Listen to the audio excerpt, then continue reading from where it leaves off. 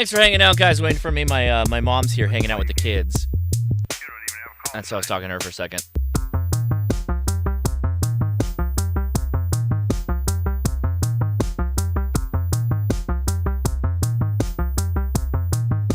I'm really glad that we could do that talk with Dr. Fong. That was very impressive. And I know he's like, nobody calls me doctor, but major respect to him. I'm humbled by his knowledge and taking the time to speak with us. So it means a lot to me, and I really do appreciate it. Hope you liked it too.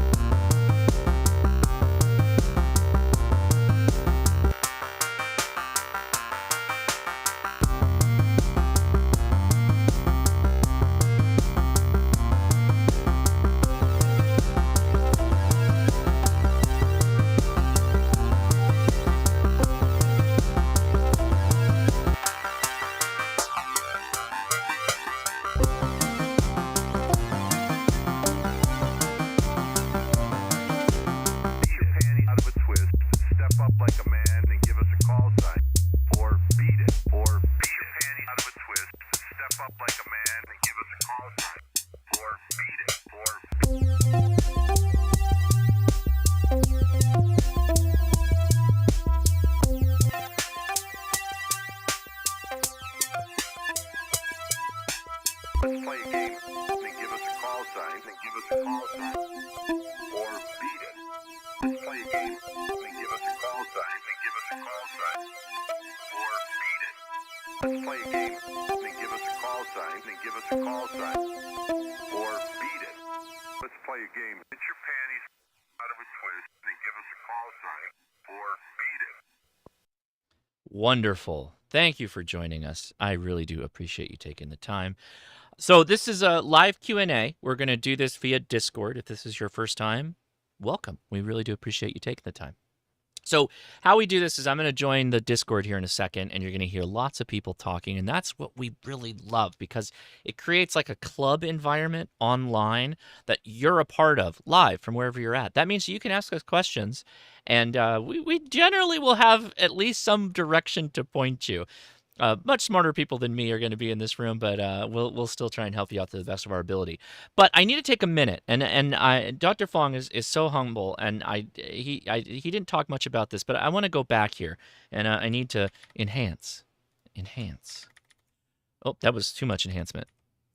Okay, so I want to point something out, and again, links in the description to this video to find the Ed Fong J-pole antennas. Antennas are used as our primary fundraiser for my RF wireless group at UC Santa Cruz, Silicon Valley. My primary job is teaching at the university. What that simple sentence says is a lot of the antennas that you're getting are built by students at UC Santa Cruz. And from my understanding, and I'll let Dr. Fong correct me if I'm wrong here, the funds that are generated from the sale of these antennas, a percentage, if not all of it, again, I don't know completely, go to help those students, whatever it is they need, right, while they are students. So not only is he providing the education to teach these people, like that book smart stuff, that brain smarts, but they're getting a practical knowledge in building antennas and getting involved in the actual practical aspect that we so much enjoy in our hobby. And he does this. This is what he does, and it's fantastic. Could you imagine being taught by him as a young engineer? Oh my gosh, I wish I had more teachers and professors like Dr. Fong growing up as an engineer. That would have been amazing. So wonderful. Thank you so much, Ed, for taking the time to talk with us. It was truly enlightening. All right. Appreciate you. All right. Let's hop into the Discord and say hi to all of our friends over yonder. Let's make sure this all works. I should have checked this out beforehand, but let's just see. We'll just try. Wreck. And Josh is here, so let's not do that. Can you hear me? Am I there? Yes. Oh, okay. You get scared. You haven't done something for like 3 weeks, and then all of a sudden you expect it to break. But, that's superstition. That's not the reality of technology, right? That's exactly what I was just doing, too. Yeah, Frank said exactly the same thing. I know, right? Well, welcome back, everybody, to the After Chat. It's been a hot 4 weeks now that we haven't had an after chat due to my travelings all over the place, and I really appreciate you guys all coming out. We got a really good group of folks in here, so appreciate you all taking the time. Hopefully, oh, go ahead, Don. Were you gonna say something? Oh, I was just going to say we really enjoyed the videos you were putting out. So, I mean, no issues. Well, thank you. I appreciate that. So, obviously, for all the patrons that are watching, appreciate all the patrons. Thank you for the support. It's been a little wonky with patron picks. We will be doing April's Patreon patrons picks next week, and that's all about coax, selecting the right coax for the job. And obviously, we're going to be spending a lot of time talking about higher frequencies, particularly UHF, because that's where a lot of the issues come up, which we kind of dipped into at the end of the talk with Ed Fong, which is great. That was wonderful. So stay tuned for that. Appreciate the support from all the patrons. Then we go to Dayton. So we're going to do who knows what in Dayton, but I'll be going live there. And then we're back here at the Ham Shack where we'll wrap up May's patron picks, which is going to be about introduction to POTA and SOTA. And so I'm thinking I might have a guest or two on that one. I'll probably tap people on the shoulder at Xenia and be like, hey, do you want to be on my live stream next week? We're going to talk about basics of POTA and SOTA. I feel like I know enough people that I could walk up to and be like, deet, deet, deet. You want to be on a live stream? And we should be able to take care of that. So that should be a lot of fun. But tonight, here we are back at the after chat. So the way we do this, it's real simple. We give precedent to anybody who is here new. Newcomers get your questions answered first, which is great because I think it's great. I don't know. So what we'd like to do is open up the phone lines, if you will, here to anyone that is in the Discord voice chat that would like to just say hi. You know, if you're just here for the first time, would just like to say hi, no big deal. Or if you have a question, boy, we want to take your questions first. So is there anyone that meets that qualification, a first timer that would like to say hi or just ask a question? Come now. Go ahead. You can give your name, you can give your call sign, whatever you want to do. Justin, KC1 UOU. Hey, Justin. We hear you. Go for it, man. You're on. Hey, thanks, man. Great to be able to speak with you, Josh. Honestly, you're kind of one of the reasons I actually went and got my technician license. Well, thank you. Actually have gotten my HF rig, G90, to start out with myself. I wanted to really start working 10 meters. Also, of course, got an Anytone to have my UHF, VHF rig, and have my own little comms box that I got going on. But nice. I actually do have a question because I did actually do a hike up to Mount Major today. And up at the summit, I was having some successes using my buddy pole, getting a lot of Arizona. But I wasn't getting much else outside of that, a little bit of South America. But I was wondering, does the direction, the radial, when you set it up, have anything to do with where I may be getting contacts from or where I may be able to hear better? Because I'm kind of trying to figure out if I'm not able to get a certain area, if I switch sides of the summit, if that'll actually make a difference, and then set up the radial towards that direction. So, first question, where is that summit? Because I'm not familiar with it. So can you give me that information? Yes. So Mount Major is up in New Hampshire, up in the Granite State. So I am a New Hampshireite. Wonderful. And so this was a SOTA? I was going to make it a SOTA, but I was really more curious as to who I was going to contact. So I was just really doing more CQ contacts and trying to reach out and reach other people that were calling for CQ. Okay, so this isn't necessarily, you weren't necessarily attempting this to be a SOTA activation. This is just you going out to that summit, or you're thinking about doing it. Is that the idea? So yes, to kind of both. So today was really more of a test. This was actually the biggest summit I've hiked thus far, and it's my first time back hiking in about, I want to say, like 3 or 4 years. So it was really nice to get back out on the mountain and get that workout in. And I just figured, put the pack on, grab the box, and just start going. Okay. So once I got to the top, I just set up and I was like, okay, let's see where we can get. And took my notebook out and just started working the band. So the wives' tale is probably the wrong word, but the common knowledge is that antenna position and radial direction is going to change some of the directionality of the antenna. Do you remember in which orientation you had the radial? Can you elaborate on orientation? What you mean by that? Like north, south, east, west. Oh, okay. So I'm looking at this map that you actually have on the screen correctly.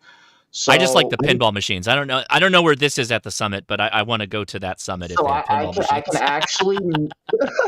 Yeah, I know. Seriously though, but if you actually look at where the marker is, and Okay. you look to the right, I want to say that would be east if this is going north, south, east, west.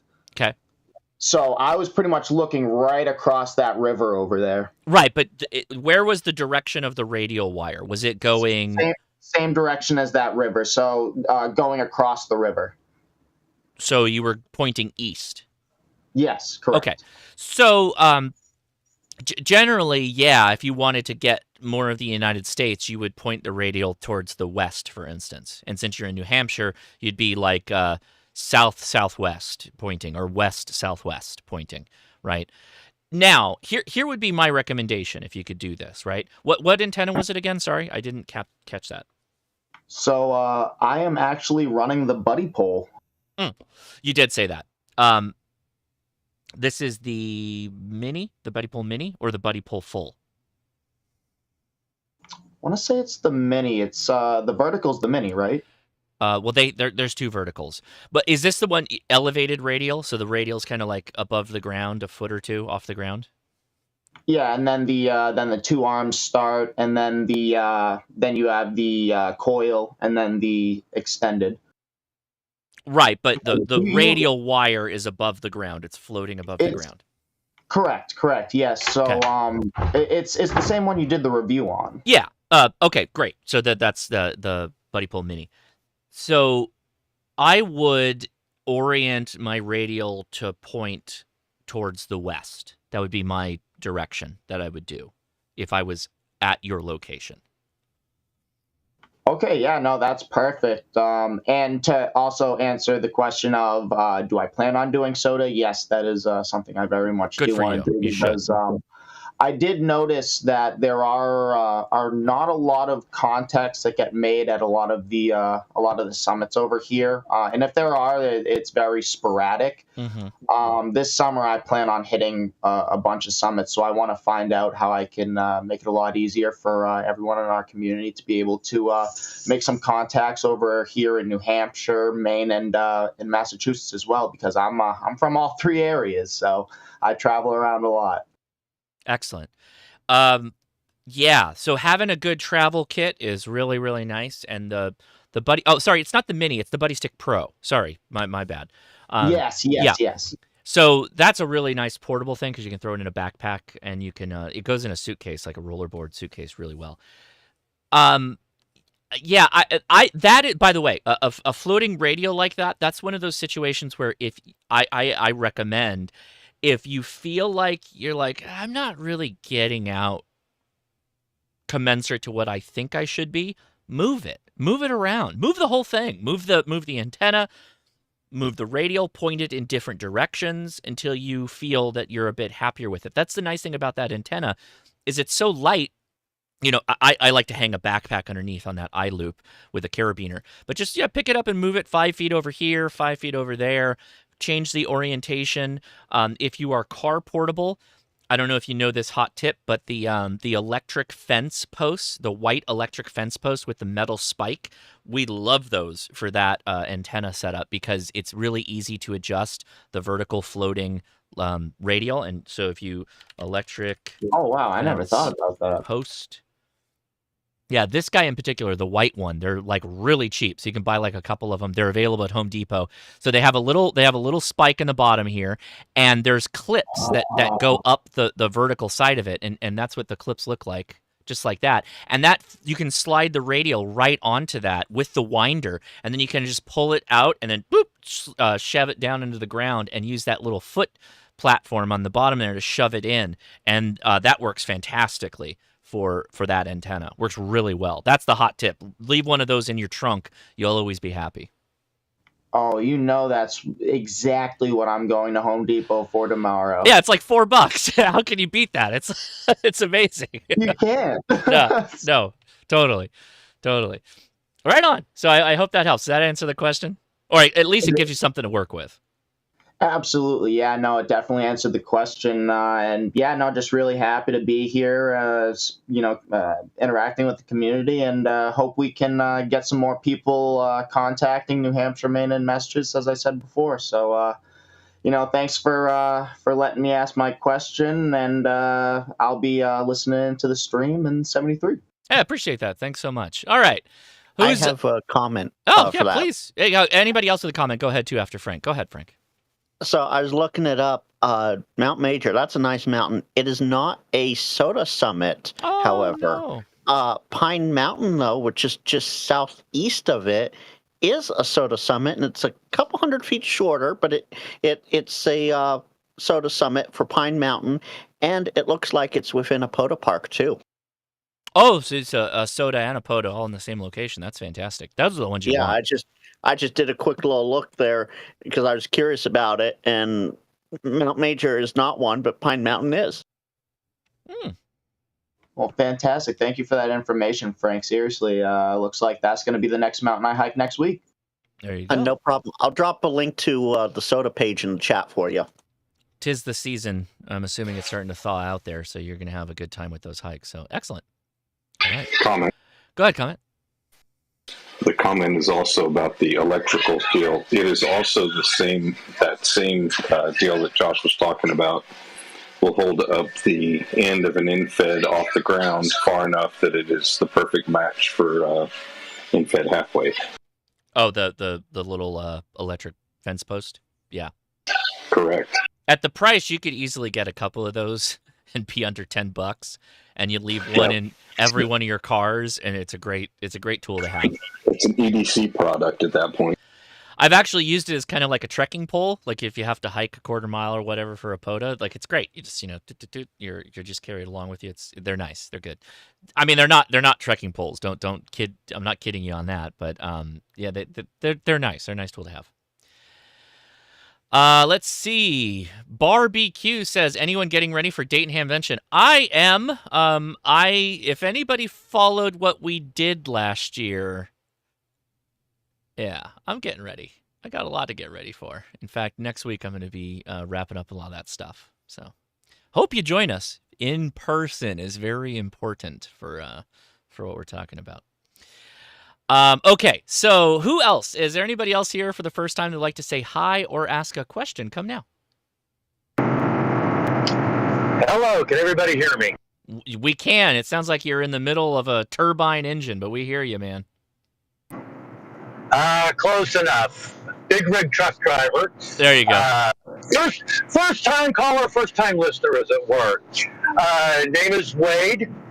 Just getting into this, going through your series of courses, as it were, online. In a specific industry of the trucking, I deal specifically with concert tours. Matter of fact, right now on the highway heading into Atlanta, Georgia for a music festival. Nice. But real excited to see where this leads me, because I'll be doing it from venue to venue across the U.S. and Canada, which brings the question of what, if any, are the regulation differences from the U.S. to Canada? What license do you have? Don't have it yet. Oh, okay. I believe if you're general, they're basically commensurate. If you are a technician, you're limited, obviously, to the VHF, UHF space. I am not the right person for this one, though. So we're going to have to go to the chat. Anybody on the Discord want to add their thoughts to that? I know Jody's in the chat. Jody's there. Are you on mic, Jody? But I don't know that Yeah, Jody I don't knows know that Jody knows. reciprocity. I was just pulling up. The ARRL's got the exact information of how the licenses come across the border up here. So I'll post it in the chat here once I find it. Okay, I'm doing that as well. So yeah, so basically the short, well, it's not a short answer, but there are international agreements of reciprocity. But countries still have their own rules that you have to follow. Some of them require permitting before you go to those countries to have secured a call sign in some cases specific to your operation, or you will sometimes use your own call sign, then like some kind of a slant identifier after it. In this case, I will drop a link in the chat as well. Did Jody already do it? It looks like. Oh, Clint! Hey, Clint's in the. He's watching us on Twitter. Thanks. Thanks. I said Twitter. X. He dropped the reciprocal operating permissions. This is one of the things, guys. Everybody watching me right now. It's not the Wild West of chaos, but every country has slightly different rules. Canada and Mexico and the United States have a bit of an operating agreement. They make it a little bit easy on each other. But if you go to an overseas country, it could be totally different. So you should take the time before traveling, definitely before traveling. But I would say a couple of months beforehand for some countries to do this research, because there is some paperwork that you will have to file in some cases. So I will drop the link to the ARRL. It's slightly different from Clint's, but the same idea. So here's your reciprocal permit. I believe that's the one that Clint dropped. Reciprocal operating permit agreement does not mean the amateur can simply go and begin transmitting. Yeah, 100%. So if you go to, let's see, Canada. Oh, Canada. Let's bring that up. You will have to. Oh, it didn't take me directly to it. I'm not a fan of that. Hold on. Country info A&D IARP. Okay, let's bring that up. Jody did drop the Canadian side of it in the chat. Oh, Jody got it. Excellent. Let me pull that. I'm gonna get it. Hold on. Yeah, I'm still looking for how the licenses match up. There's a page that describes that, but for the most part, what you can do in your own country, you can do in Canada. It's very much equal. Pretty much. The only difference is that the Canadian Basic Plus Honors is slightly different, obviously, than our technician. Yeah, so that's more like the general for you. 100%. Yeah. Okay, so link is provided to our trucker friend. You should go read this, though. This is on you to follow through on this one. But no, it's not simply go across the border and start transmitting. That's it. Thank you very much. Look forward to diving deep and see how much money I can pour into this truck, getting the setup done. And if there's anybody who wanted to go to the Dominican Republic, our friends, Ham World Online is watching right now. Hey, what's up, man? Appreciate you, and thanks for all the messages you've sent me and the good friendship. Appreciate it. Excellent. God, you guys are really nice. Appreciate you. All right. Okay. Anybody else out here for the first time like to say hi or ask a question? Go ahead. Yo, hey Josh, can you hear me? You sound good. You're a 5'9" here. Nice. Yeah, I just wanted to say hello. I guess I'm a long-time listener, first-time caller as well, from Canada. I've been in the amateur radio hobby now for the last few months. I just completed my general course. I need to rate my exam here very soon to get a call sign. Fellow YouTuber, content creator in a different niche, but I think it's all kind of like it all relates, I guess. I'm into the outdoor bushcraft community. Nice. And spend a lot of time out in the bush doing winter camping, etc. So I don't have a whole lot of information or a whole lot of experience to offer in the ham radio niche, but if anybody has any questions regarding, cold weather camping, bushcrafting, those type of things, I can definitely offer some of my experience in those areas. Yeah, well, thanks for joining us. By the way, we're not there yet, but there's a segment of the after chat where we've got a number of YouTubers that are here with us right now, and I always let people kind of like talk about what they're working on, and dropping links to their channel. Since you're kind of joining us for the first time, why don't you drop a link on the Discord on the hashtag livestream text chat?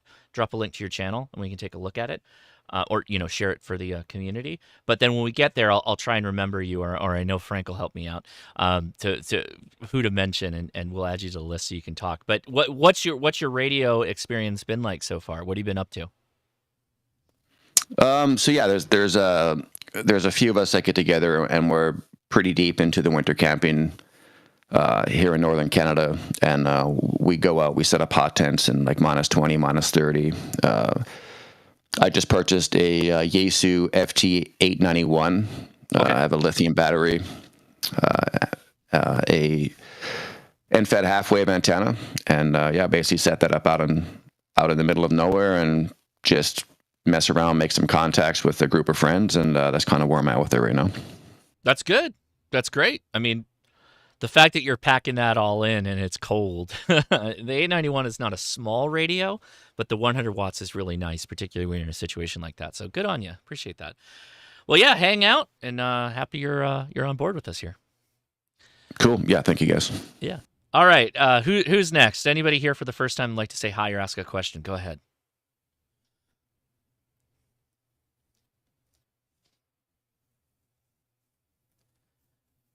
All right. So everybody else, so if you're not on the voice chat, so Discord, Facebook, X, YouTube, if you do @Ham Radio Crash Course or question somewhere in there, we'll take your questions live. And so in fact, we've got one right here from Newkirk. Says, hey Josh, newly minted technician KF8AWN, I have a question. Does the length of the hairpin matter on the driven element of a Yagi Uda? So hairpin match usually shows up for a VHF UHF tape measure antenna. Is that, am I in the ballpark? So yeah, it does. The length of that hairpin is going to help you bring the SWR to a point that the radio will be happy with, 50 ohms. So unfortunately, this is actually, not unfortunately, this is a really good opportunity to consider what Ed Fong was talking about, getting yourself a nano VNA. So you would use a nano VNA in this case to measure the impedance of your Yagi Uda after you've built it.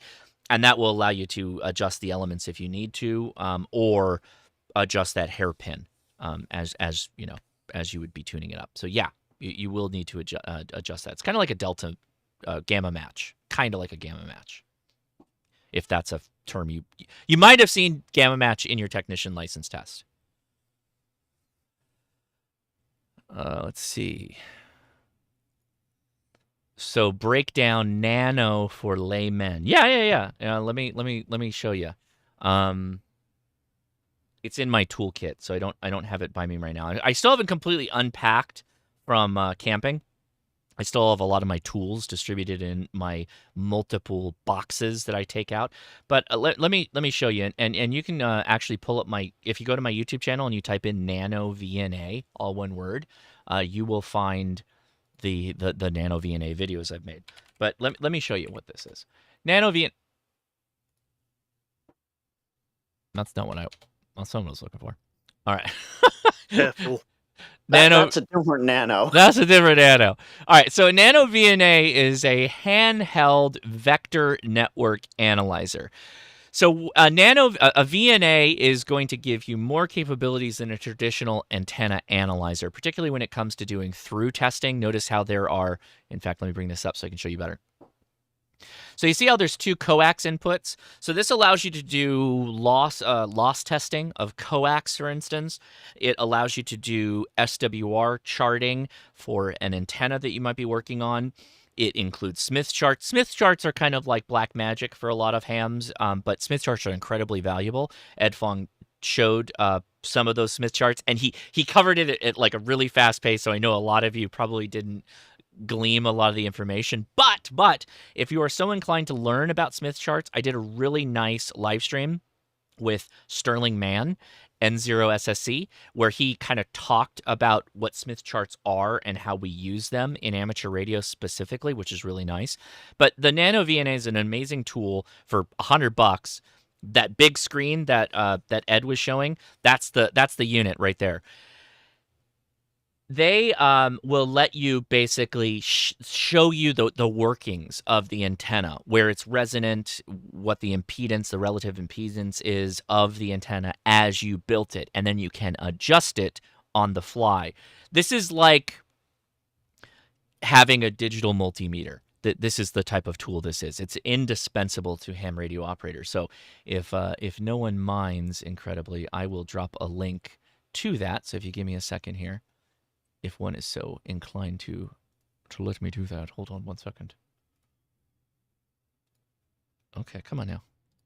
And yes, this is an affiliate link, so if you end up buying it, changes no cost to you, but it helps support the channel. So appreciate that if you consider that.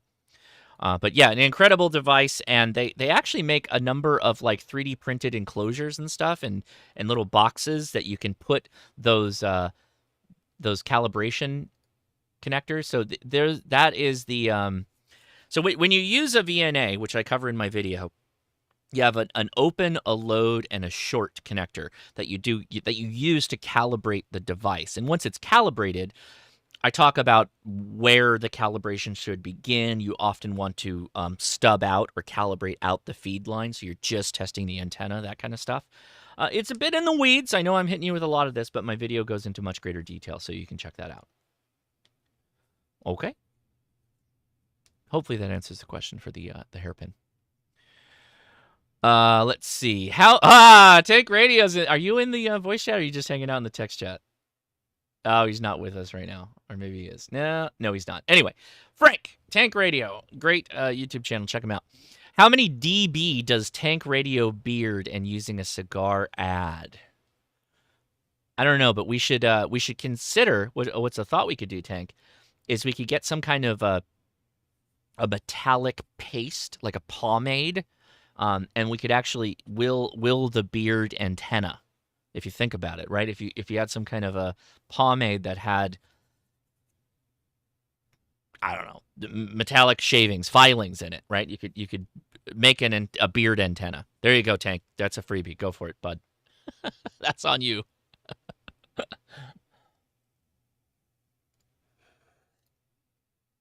All right. We'll talk. That might be a good idea. I'm gonna have to grow my beard out though. You've got a head start on me for sure. Magic beard carpet. Yeah, I like it. All right.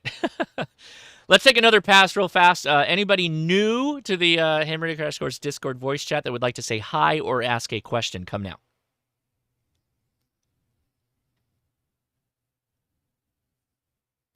All right. So that means we're going to dip into the YouTube side of the house. So not a ton of us with us, but that's okay because that means we can spend time just having a little bit of fun. So Dave actually saying hi, Dave North. Well, we're gonna throw it back over to you if you're back on mic. Why don't you tell us a little bit about your channel? Take a couple of minutes and kind of give us a background of what you do. Obviously, you covered a little bit of it, but maybe mention your most recent YouTube video or something you're working on right now. And then I think they dropped the link, but if you didn't, please drop the link so people know how to find you. Yeah, my channel's name is Up North of 60. I primarily focus on like outdoor bushcraft, winter survival, functional fitness style, wilderness survival fitness, etc. Last video I posted, I think maybe it was back in December. I'm not the best YouTuber in terms of posting on a regular basis, but I do usually post a couple of winter camping videos per year. The last video I posted was a challenge from one of my subscribers of going out and just creating a natural bushcraft shelter and spending the night, which I done. I think it was maybe minus 33 or minus 34 degrees Celsius. Just built a wooden teepee. Yeah, and just, set it up and, went out for the night, had some fun with it. But yeah, I mean, primarily van lifing, overlanding, bushcraft, winter camping, etc. So that's kind of my niche that I've been in. And I've been considering maybe doing some podcasting in the future. But yeah, that's kind of where I'm at with it right now. So straight up, I have been subbed to you for a while. I don't know if you knew that. Did you know that? You know what? Like, you know, on the back end where you can go into Yeah. YouTube and you can kind of select your subscribers and see who subscribed to you. Yeah. And I actually found your channel there maybe like 10, 12 years ago. And I'm like, you know, like, who is this guy? And I clicked your channel. I'm like, oh, okay, ham radio stuff. And I've messed around a bit with like VHF radios and CB radios. And I'm like, hey, maybe I should look at some amateur radio. So in all fairness, your subscription to my channel actually kind of helped encourage me to lean into the ham radio space. So yeah, I gotta say, if anybody wants a masterclass in making a good thumbnail, look at these frickin' thumbnails, guys. All the YouTubers that watching right now, this is the type of thumbnail you want. A lot of people want, like, you have a face, obviously. Is that your significant other, I'm assuming? The woman that you have in the thumbnail? Oh, did we lose him? yeah, sorry, I'm not used to the push to talk here. Yeah, I'm just actually pulling you up on YouTube here now because I'm just in the Discord only. So just give me 1 second. Yeah, no, you're right. But on your channel, do you have thumbnails that has a female on it? I'm assuming that's your significant other. Yes, yeah, that's Okay. correct. So the point though is that, like, often if you take a look at what people tell you about thumbnails, is that you got to have a face on there and blah blah blah. They got to see, the face has to be so big that it stands out. But I got to tell you, I'm loving these thumbnails with the TP and the tent with the light, the backlight. These are some good thumbnails. These are really good thumbnails. So all those YouTubers out there that are aspiring to make a good, you know, make your video stick and be clickable, thumbnails. And you got some really good thumbnails. So yeah, good job.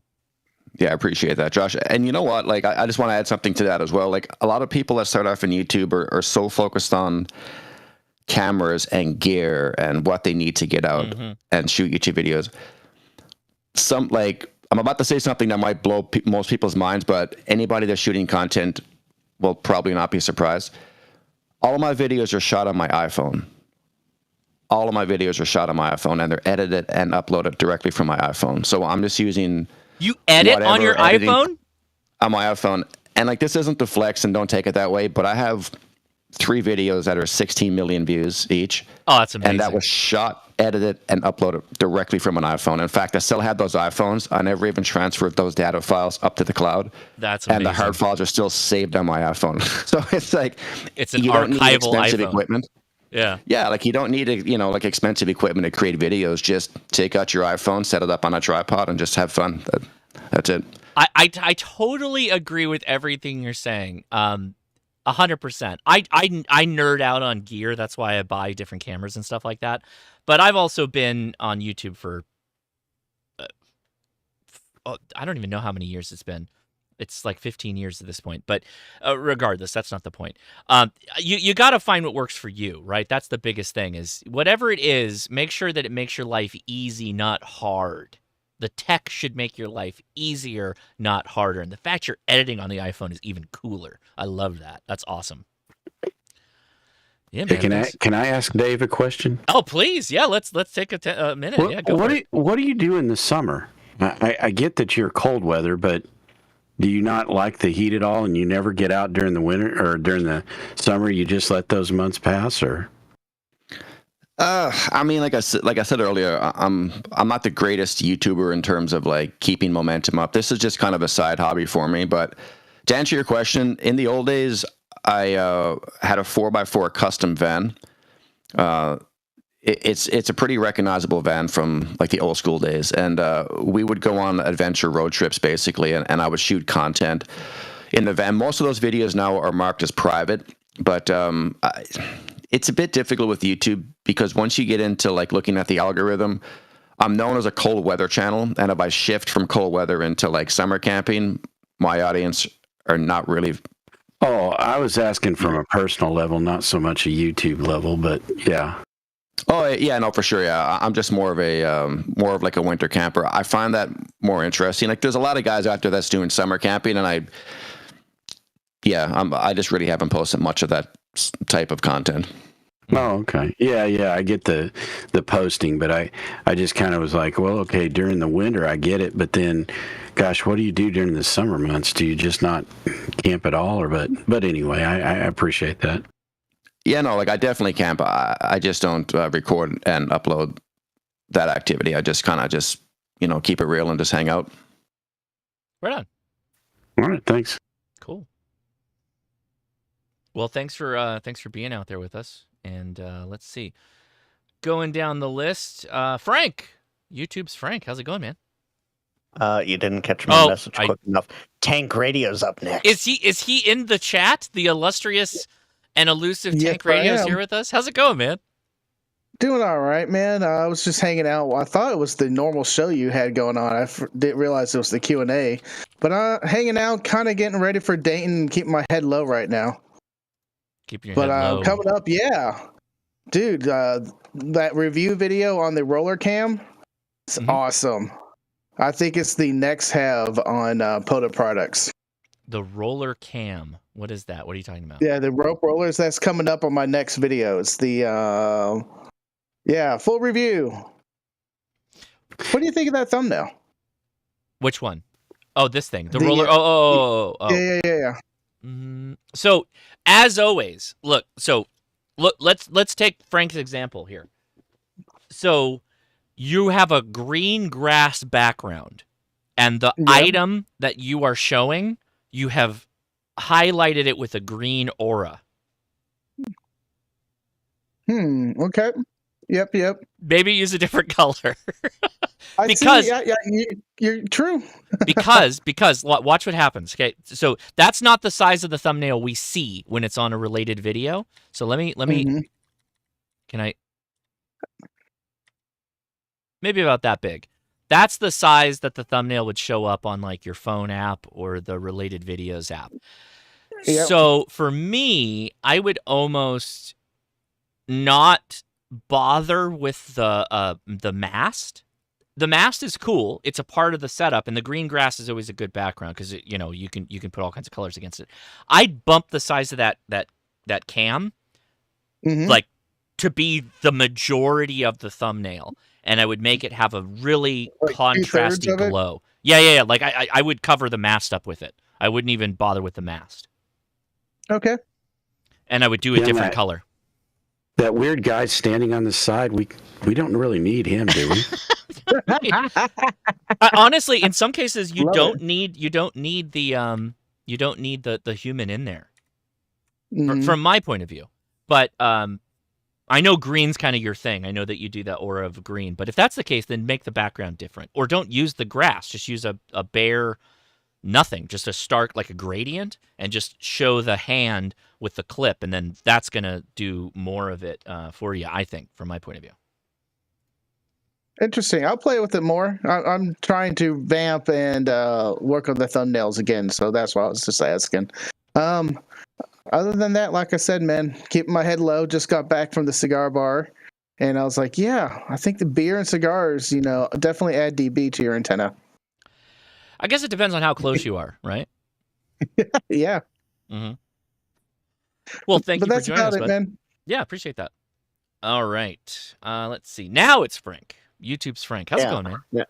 Now it's Internet Frank's turn. Things are going okay. I've been dropping videos every Tuesday night with the Tuesday night lineup, which includes Lou, Hyken and Hammond, Freddie Mac, Ham Radio Crusader, and a few others you might recognize. I have another video coming out this week, and actually, if you go to my live page, my most recent live, which was a Q&A that I'm doing once a month, you might recognize who's my special guest. I see that. It's a Frank on Frank crime you got going on here. Yeah, that happened last night, 4 p.m. Pacific, 6 p.m. Central. It was an absolute blast. Having Frank on was lots of fun. We got everybody riled up having the dual Franks going. It was fun. I'm doing the NorCal Ham Swap every Thursday night at 8 p.m. Pacific. Yeah. So you'll be seeing that one every other trailer or so. Dropping videos left and right, and I'm having lots of fun. I have another video, another Talk Pod video coming out this Tuesday. Oh yes, No it's more the dog pods. hey. Mike's not in here, so he can defend himself later. He just released the TalkPod 8 watt video. He did. And my video's coming out Tuesday. I already had it shot, edited, and ready to go before his came, but I had to wait until this week to get it out. So I'm getting that out, and I have one more POTA activation to clip together and put online, so that might be the following Tuesday. And hopefully sometime this week, I will be at a POTA, and I might do a pop-up live stream. Other than that, not much else going on. I will drop my link here in a second, and the list I sent in our chat stands current for right now for YouTubers. If anything changes, let me know. Thanks again for all the help. I appreciate it. Oh, yeah, and if you no want problem. some free unsolicited comments on thumbnails, since apparently that's what we're talking about, your NorCal ham swap, the text is unreadable in some cases.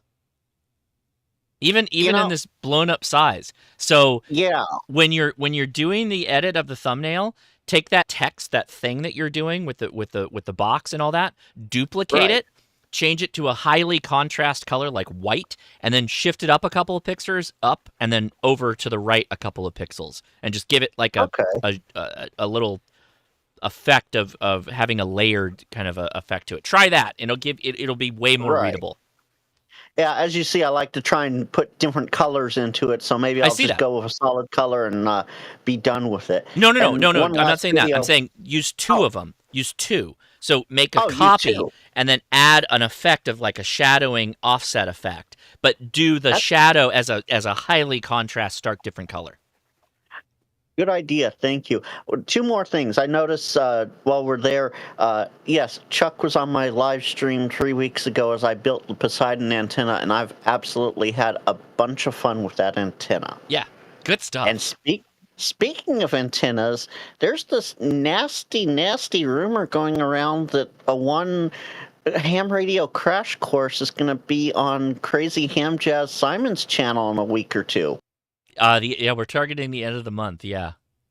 He's a funny guy. Pretty fun. He is cool. Yeah. He's a really. I've been watching some of his videos. I caught him when he was doing a POTA, and I think he was running off of.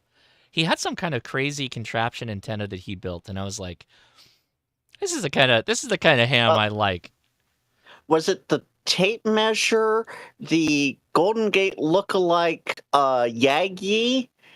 Or the jewelry wire antenna? I think it was the jewelry wire.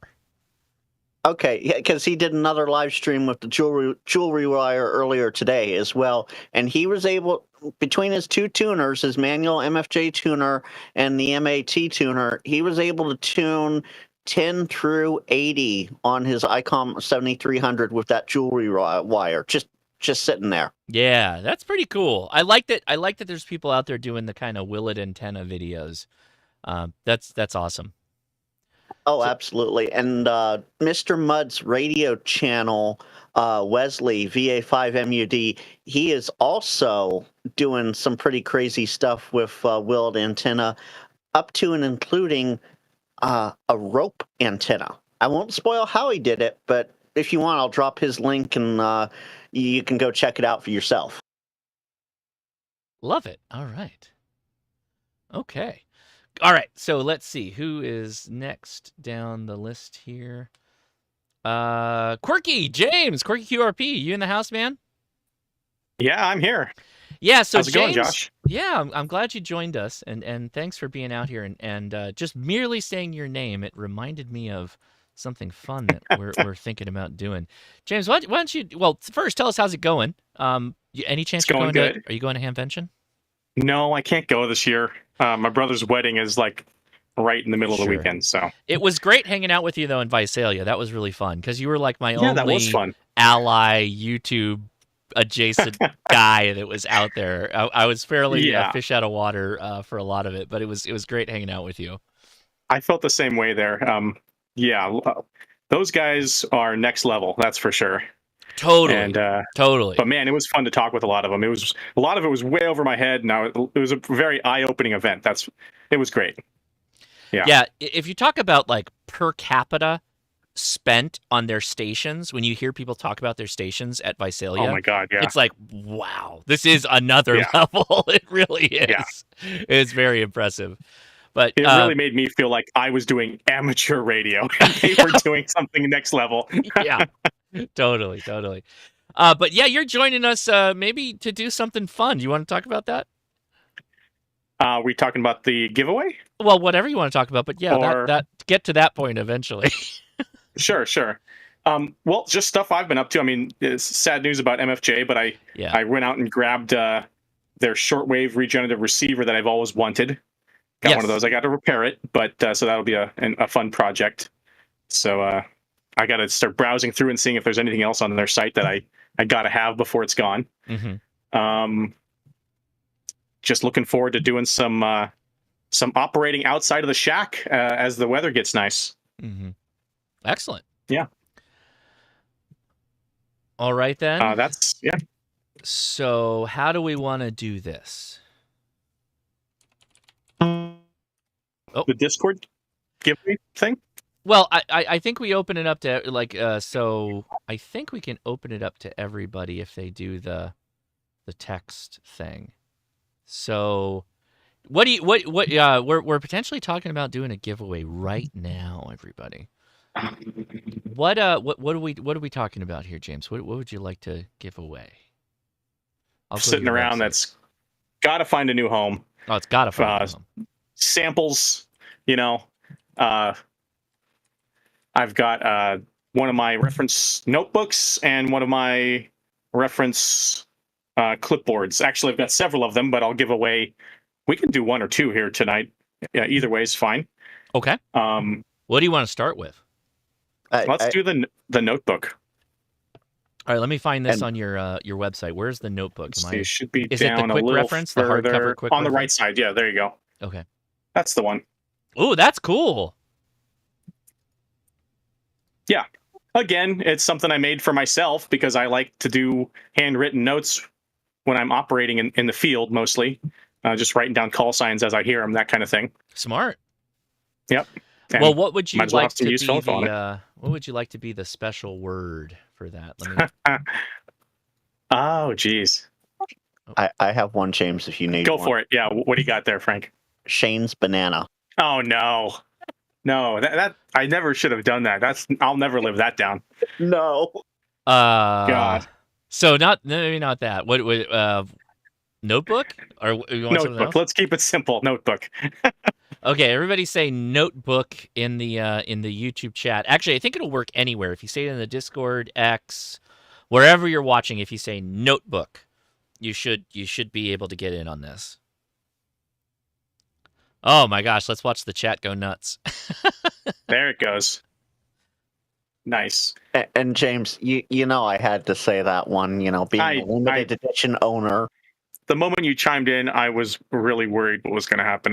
My fears were realized. Yep. At least I'm not as bad as Carlos when it comes to that sort of stuff. Oh, those guys are hilarious. Love Oh it. no, you should see some of the names he comes up with for the giveaways. Oh, like on the Coffee and Ham Radio guys. Yeah, they No, all their giveaway words Clubhouse. complicated. Oh, the Clubhouse. Yeah. Yeah. But I've just been having fun making new graphics. I came up with a "Don't Tread on My Frequencies" graphic that's kind of fun. Been doing some more shortwave radio clocks. I did a funny "The Bands Are Dead" thing.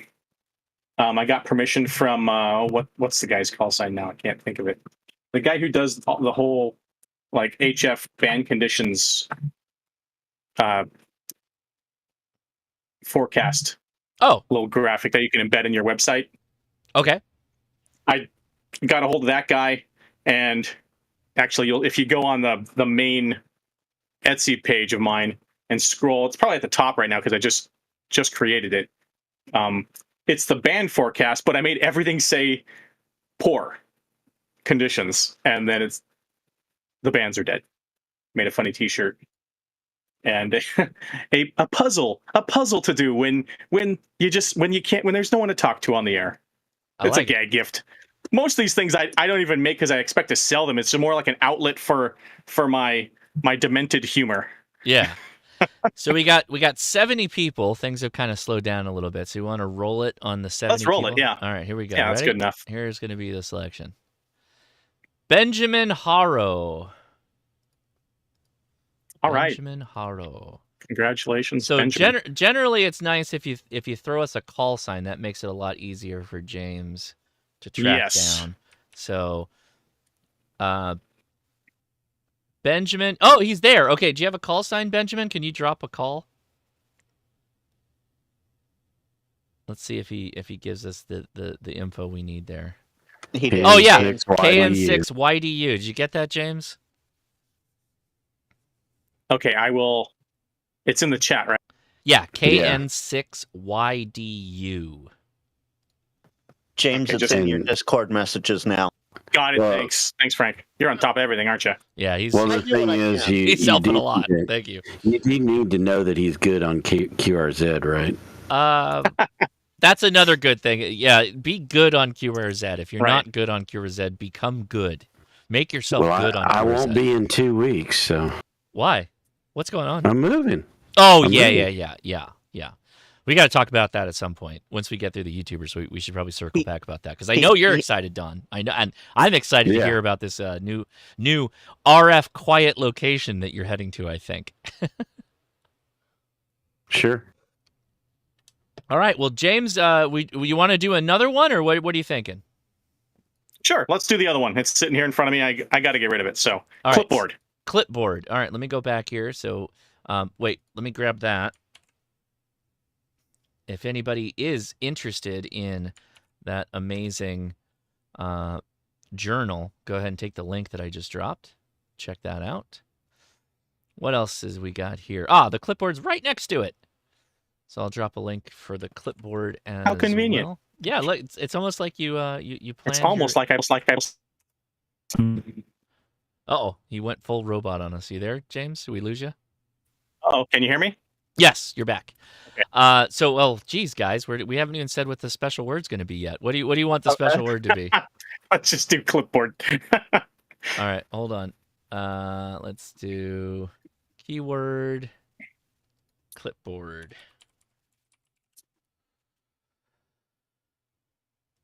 And away we go. And this is actually the limited edition pre-production Ooh. model with the map on the front instead of the back. Oh, Before I changed my mind. I like it. I like Same info. Yeah. I guess you could do on the front side the band plan, the back side the map. You could do boop boop boop either one, right? If you wanted to. Yep. That's kind of cool. I could do. Yeah, maybe I'll just make another listing for anyone who wants it the other way. That's not a bad idea. So, real quick, while this is rolling, Josh, Benjamin said he was on QRZ. He didn't say if he was good on QRZ. Well, So Benjamin, need to when get we say that clarified. when a Is ham his email says, on "Are there? you good on QRZ?" that generally implies you have an address connected. He says he's good. Okay, Okay. you're good. Good. Good. I am bad on QRZ, says Brett Glass. Hey, that's respect. I gotta put a little respect on that. I have a P.O. box, so I'm good on QRZ. I got to get one of those. I'm so bad on QRZ, I think they blocked me from posting. Yeah. I had to buy advertising on QRZ just so they'd have me back. Really? No, just kidding. I did buy the advertising, but not to get back. James, you're going to kill me.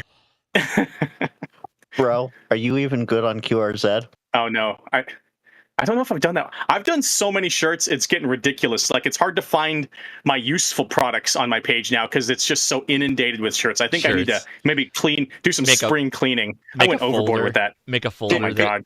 Like a A separate fire sale segment that's Fire just sale, the shirts and stuff. Yeah. Actually, there is a section, but the main page, I can control the layout, so I can push them to like other secondary pages. But everything is on the main page, and then I can manipulate that order, and then I can create like separate sections. As for the clipboard, I wish I could make it cheaper because it's a little steep in price, but it's because the clipboard is actually 100% manufactured, printed in United States. Ah, So, Oh, and that makes the price, and the shipping on it is ridiculous. I don't know why. I'm still trying to figure that out with my manufacturing partner, but at least it's made in the U.S. I try to get as much of that kind of product available well, good for if you. I can. Yeah, I like it. All right, things have slowed down a little bit, I think, Hit on it. the clipboard talk. We're going to hit the button here. Let's see who we get. I don't even know what that is. It's I0RDK0NDA. All Yeah, right. Try to pronounce that. Right? Lord Conda? Lord Conda. Lord Anaconda. Lord Conda, yeah. So, do you have a call sign? They're, You they're, know Leet. Okay. Oh, no, come on. Don't Leet speak me. You have like a couple zeros in there. There's no... There's his call. Oh, there it is. KC3NY. KC3YNO. And we're assuming you're good on the QRZ? Are you good on QRZ? Frank, can you shoot me a direct message on that? I'm so horrible at multitasking. Yep. I'll as soon as they tell us if they're going. Yeah, I got it before you change. They're getting it whether it's good on QRZ or not. It's going out. I don't even care if it goes to some random address. They can just enjoy the clipboard. Frank can take the train and hand deliver each one of these. Oh no! You know, I almost did that once. I forget if it was a giveaway or if it was someone. No, someone bought something and they lived like down the street. And I was like, I should just go knock on his door. But then I was like, that might freak him out. Yeah. But I would still have done it. I should have done it. Next Time I will. For however much it saved you on shipping, I would have done that. All right, so you got that KC3YNO. Yeah, I got it Great. in James's DMs. Thanks, guys. Excellent. All right, well, thank you, That's James. everything That's for me. Very nice. Yeah. Oh, that's amazing. Thank you so much. Very nice of you. Appreciate that. Anytime. All right, so go check out James's amazing line over on Quirky QRP. Good ham radio stuff, and of the quirky variety, which we like. Oh, you know, Now, He's when is this link? he's Sorry, go selling ahead. sheebs now. He's selling Shiba Inus. No, I'm just kidding. He's selling bandanas, but They're very fresh Shiba Inus, by the way. Very fresh. the freshest of sheebs. And when is the Slink Tenna coming back? Oh, man. God. Actually, I just found in a box 3 like 90% finished ones, and I was gonna just finish them off real quick and throw them up on the site soon. And I Okay. just dropped James's Etsy store and YouTube in the chat. Bros, do you want a Baofeng window visor shade for when you're out of your vehicle? Well, then go check out Quirky QRP because that's the only place to find something like that. Mm-hmm. You definitely want to get that. Doesn't he Or have the things you Bao- weren't looking for and didn't want. Doesn't he have Baofeng bed sheets? Someone contacted me. I forget who it is now. Oh, I'm so bad with names and call signs. But this guy contacted me. He's like, dude. It's right next Can you hear to me? the suitcase. It's right next Yeah. to the suitcase, Josh. What? Oh yeah, right there. Yeah, The So Ham duvet. contacted me and said, hey, can you take the Fang print and put it on a comforter and what did he want? It was like a picnic blanket. And I was like, just give me 15 minutes, bro. I'm on it. That's What- great. James, what is the most surprising thing to you that you've done like this and it's sold really well? Well, those two, I don't know. That also sold really well. That's Yeah. Because I've seen you do all the shirts and all that stuff, and I'm like, I wonder how many of those like just the sell. clocks have done well. I have a lot of okay. fun designing them, but a lot of things that I design for fun don't sell well. And some things someone convinces me to do something, and I'm like, that's not going to work out, and then it actually does surprisingly well. Yeah. Dude, the clocks are cool. The clocks Yeah, are they really cool. Like that is a really cool looking design. I love that. I mean, and you got so many those of are them fun. too. Yeah, Mhm. like Now- that is. And I've got more coming. I've just been. I could have probably put them all out at once, but I've been spreading it out. And honestly, I don't consider those that expensive. They're pretty well priced, really, No, for 50 all the work you got to do on them. $45 ain't bad at all for a clock. James, there is a question in the chat for you. Is there a quirky QRP dog collar beacon? Someone just got a new puppy. Oh, that's funny. I think someone may have heard an interview from like last year because I was actually working on a beacon, and the prototype is probably in a drawer somewhere here that I've long since abandoned. There's nothing that is close to being ready like that, unfortunately. But it is something I'm tinkering with. Yeah. I think my favorite of the clocks is the Zenith one. That is, Yeah, that one's that looks good. so that one doesn't have the second hand or the I just want to say plexiglass, but it's Yeah. called something else. I like that. It doesn't have the bezel or anything. It's just a free floating Right. clock. I actually like that. That's the reason I like it. Ooh. That was like the first one I made, I think. Yeah, it's It's still like one of the favorites. it's a cool clock. That's And really everyone cool. knows Zenith, you know. Oh yeah. Right. Yeah, I've got more of those coming. I enjoy making those. That's a lot of fun to make. Now, if you had one that said Braniff, believe it, Believe it. There you go. you know where that comes from, right? I used to. I can't put No. Is it a U? It's actually BBC? Braniff, but it's South Park at the end of South Park. That's Oh. it. Yeah. That's it. Yep. But no, Braniff was an actual airline, and that was their logo or their Interesting. slogan. Oh God, it's gonna make me log in. I'm not doing that right now. All right, James, that was awesome. All right. Thank you so much for sharing all of that. Amazing. Thanks for having me. We appreciate you, man. So make sure to hang out. Anything else you want to mention? Yeah, watch out for those. I'm not going to say it. I'm not going to say it. All right. All right. Next on the list is Lou Hiking in Hammond. Lou, thank you so much for tagging me on that post on X. That was great. That was wonderful. Thank you for sharing that. Were you there, buddy? Oh yeah, hey, no problem on that. And actually, there's the story behind that. You're going to love the story behind that. The guy come in, he's like, "Yeah, I'm going to sit for technician and general today," and he passed them both. And afterwards, we were talking, and he mentioned, "Yeah, my wife is studying for her tech and general as well." And I was like, "Well, why isn't she here?" And she's, "Well, she wasn't. She didn't feel like she was ready yet." Fine. And he started telling me the story of how both of them kind of got into. He already wanted to get his license, and she got interested in it. And he said, "Yeah, we're driving down the road listening to the Crash Course podcast, and right in the middle of it, she looks at me and says, 'We should get our amateur radio licenses.'" And he said the great thing about it was it was the how to trick somebody into getting their license episode. He emailed us on that. I think he emailed us on the last podcast. Yeah, I was listening to it while I was mowing today, so I haven't gotten to the emails yet. But so that was pretty funny, and I was like, "There's no way I got to let this slide. I'm going to sling that out there." But I expect, based on the conversation I had with him today, that he and his wife at some future point will start showing up in a video or two of mine because of what they want to do with amateur radio, and I really like it. It's one of those things that gets me really fired up. And speaking of fired up, I'll drop a link to the to ASCTE. I had emailed y'all about that, and no lie, this is totally unplanned. Like 3-4 days after I sent that email was when Gigaparts had their ham radio day. So I went up there and I was filming some stuff, and ASCTE had a table, so I was able to get an interview with them, and I'll drop a link to that interview. It came out last week. Unfortunately, it wasn't the interview I really wanted to get. I was only able to get one of the students along with their instructor that was there. One of the other students had to leave early because she had to go down to Tuscaloosa, the University of Alabama, to accept a statewide academic award that apparently she had won 3 consecutive years in a row. She was the outgoing amateur radio club president there for the school, and the guy that I do have the interview with is the new president of the club.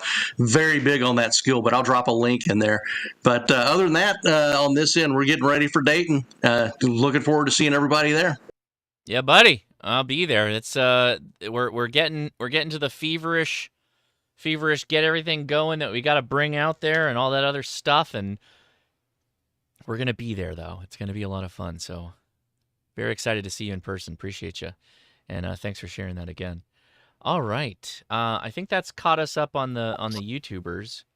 It has. I do have a question though. It was meant Yeah, man. for Dr. Fong, and it just didn't. It was a question for me, and it just didn't get into the chat in time. Okay. So I'll send this to you, but I'll ask it to you just in case you might know. Do you know if Dr. Fong has seen what Simon has done with to make antennas and stuff? And if not, would you please forward him Simon's information? I'd be curious to see what he thinks of it. I don't know. That I don't know. I can't answer. But Okay. Yeah, I figured, but I just thought I'd throw it out there. I got it towards the end of the live. I was in and out, so I missed my chance at the Q&A session. well, shoot him an email. I mean, he's got all his info on his website. Feel Yeah, free, that's true. but have it Yeah, have it okay. come from you. He'll respond. I mean, literally, he responds to yeah, everybody. no, It takes him a little while, but he'll get to you. It's great. Yeah, no, he lives what 80 miles from me. Yeah, we've Oh my met gosh. once or twice before. Yeah. That's awesome. Excellent. All I right. got another quick Comment? question. Yeah, go ahead. Oh, N8YO. I'm getting him on FT8 right now, guys. Here we go. Is he in the chat? He No, he is. is. I just I'm not copying you anymore, Josh. I got you a couple times a few minutes Somebody ago. was they were right on my frequency, so I had to move. But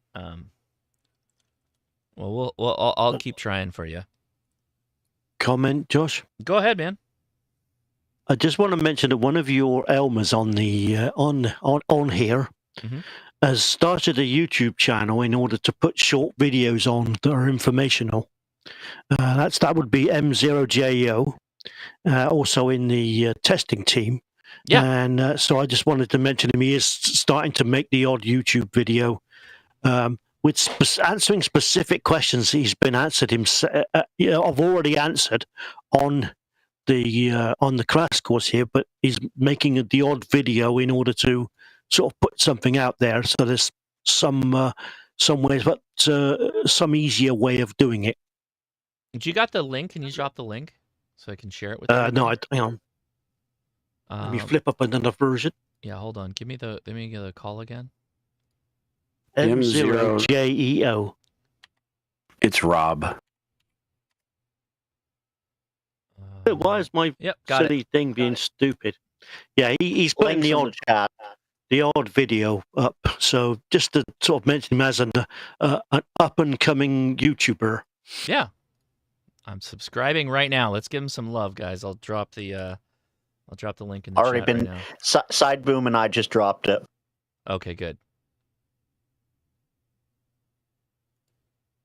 For some reason, my There you go. Give Fingers give crossed. some love to him in the chat there. Go ahead and give him a subscription. N8YO, we closed out that contact. You were hearing me at a -21, and I heard you at -1.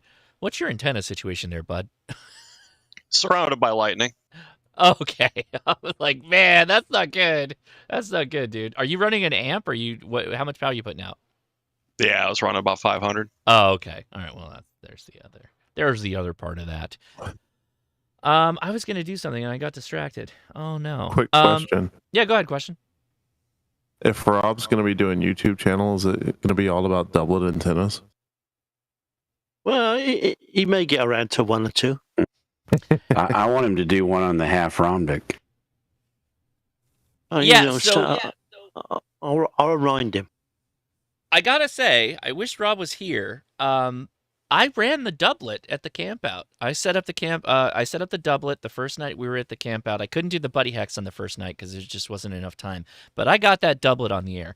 Gotta say, I really enjoyed running the doublet. It was really nice. Yeah, I did mention it to him. I got out all over the place. It sounded great. I mean, we're talking like, camp out style testing. So it did all the things I needed it to do. So that was good enough for me. But yeah, that was really fun. And I can see how if you set things up appropriately with that into your home, like interfacing it into the home, all that stuff, you'd have a really good time with it. I think that was really great. So Snow Cones, shout out to Snow Cones. He was the one that sent it to me. really nice little kit that he's got going on, and I hope he decides to produce it or something like that, so I can share it out with the larger community, because I'm likely going to make a video on it, or just wrap up the video, the parts of the video that I already have. But it would be cool if he had a link for that, so I'll bug him about that. But pretty cool, yeah. I'm down. I like it. I didn't have time to ask Dr. Fong about that though. That was on the list to ask him. Is like, what do you think about the doublet? But I'm curious what he would say about that. Yeah, I asked Ape this afternoon, or I guess this morning, and he wouldn't answer me. But I'm still curious. What is it at the end of the ladder line? Is it a 9-to-1 or a 4-to-1 before you go into coax? 4-to-1. It's a 1-to-1, Don. What? No, it's not a 1-to-1. Yeah, you can put a 1-to-1 or a 4-to-1. Either works. I mean, you can if you have a tuner. It depends on the length. Well, I've been reading lately using a 9-to-1, which doesn't. Yeah, you can do that too. It depends on the length. If the longer it is, the less transform you need. How the hell do you know? Because Marconi did it 50 million years ago. So if I put up a 160 meter Skywave and run that down like 60 feet, which I'm not going to try to convert to meters, and then 30 feet over to where my shack is. Don, who uses meters? Come on. Huh? Who uses meters? Well, you're right. I use feet. We invented the foot. We know what it is. So it would be, I'm thinking it's probably going to be about 90 feet to get me from the sky loop down to where I'm going to put my shack. Well, if it's a sky loop, we must be talking about it in furlong.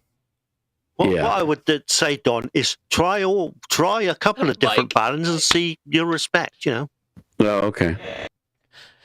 Mike is right on the button. Literally, we're both like, I need it in furlongs, please, sir, if we're talking sky loops. That's the gentleman's length for a sky loop. Yeah, knots. You mean I needed knots. Yeah. Work? So astronomical. Preferably hand tied. Yes, of course.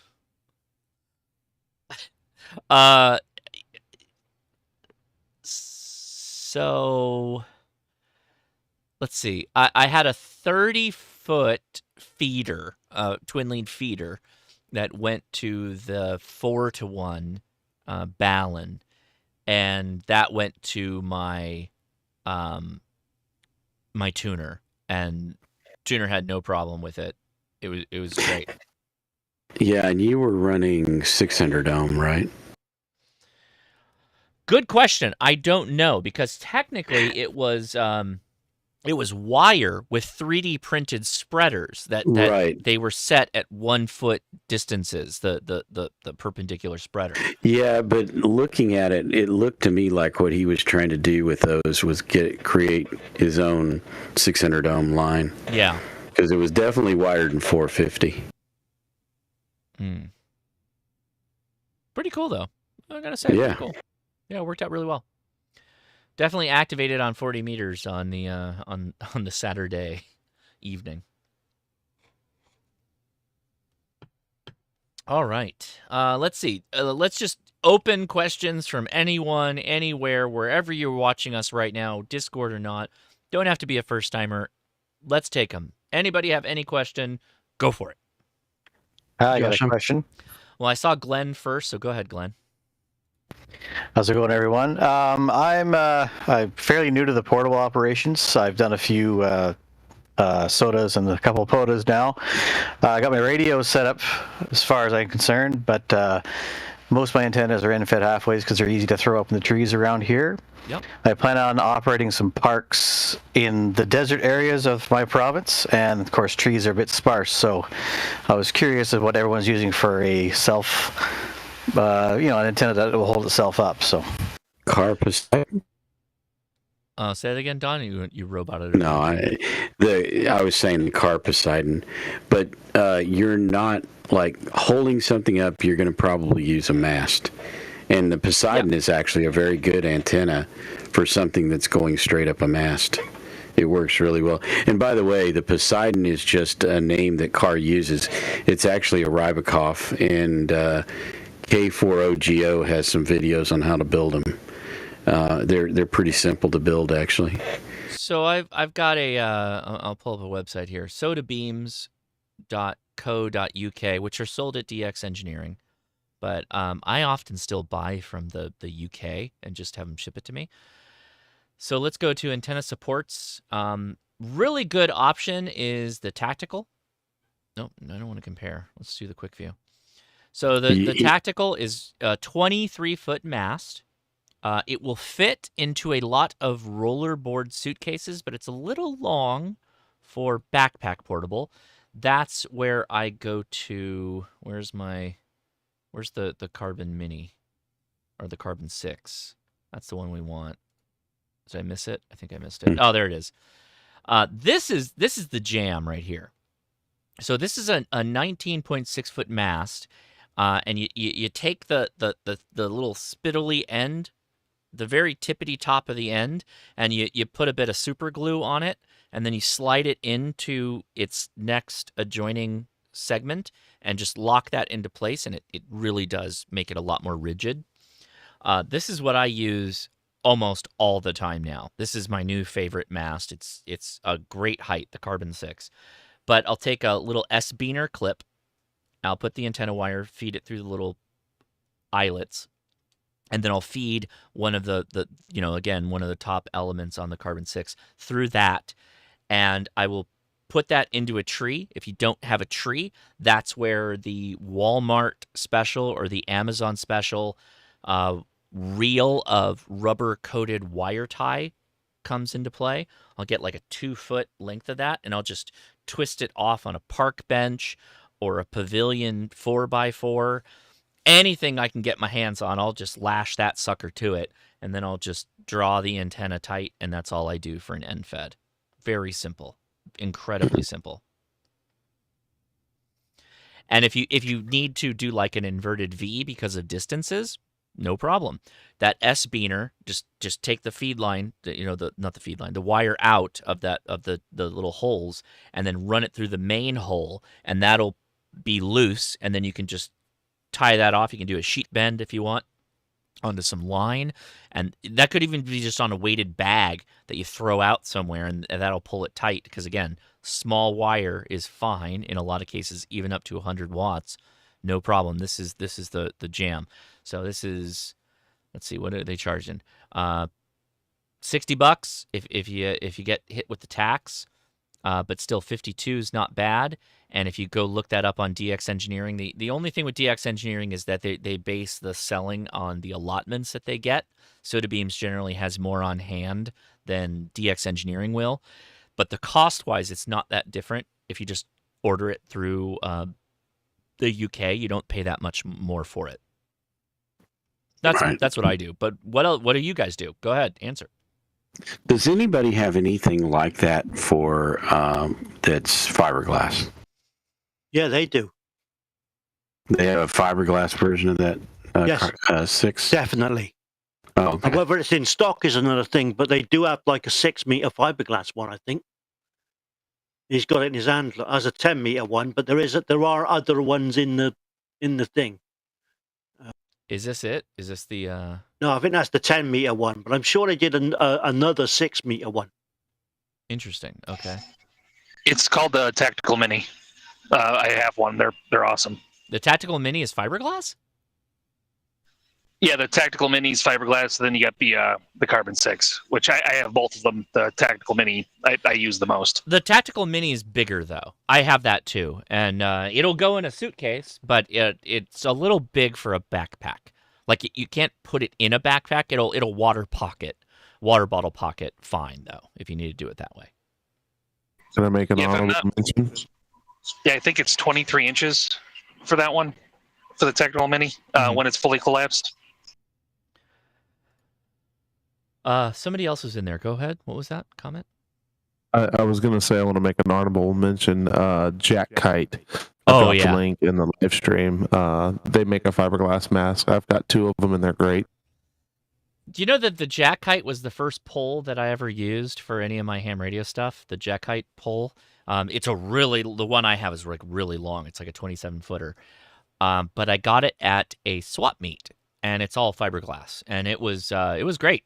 Just I got caught up on everything because it was like I was literally, 2 feet above my head.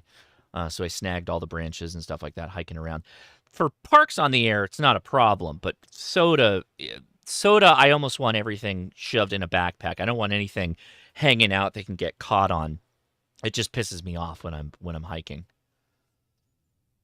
Yeah, they sell them in different sizes, but I bought mine to make the Memex Commander. Yeah, right on. And I've used it for everything but the Memex Commander. Really? Yeah. That's pretty funny. What's going on with this website? Okay, polls, go. Scroll down. This website's broken. Oh, did you already do it? There it is. 20-foot fiberglass. Yeah, this is basically a crappie pole. It literally has the crappie hook there for the line. I have one of those crappie poles for I was using for the soda stuff, but I'm fairly new to the POTA thing, right? So I got an FT891 and some big batteries I'm pulling with me, and I was looking for something that would, I don't know, maybe like a base loaded vertical or something. I wasn't sure, but there's a couple parks in my area that are very small and don't have a lot of space, and I was looking at different options for that. I know that, so if you ask the Smoking Ape about carbon fiber mass, he's not a big fan. Like he thinks that there's a lot of interactions there that are no bueno.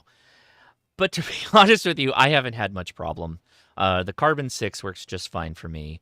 I often, though, when I'm using that, I'm not, even if you're doing an inverted V, the wire is splayed out, or it's just a long lead to the pole. They're not in that close proximity.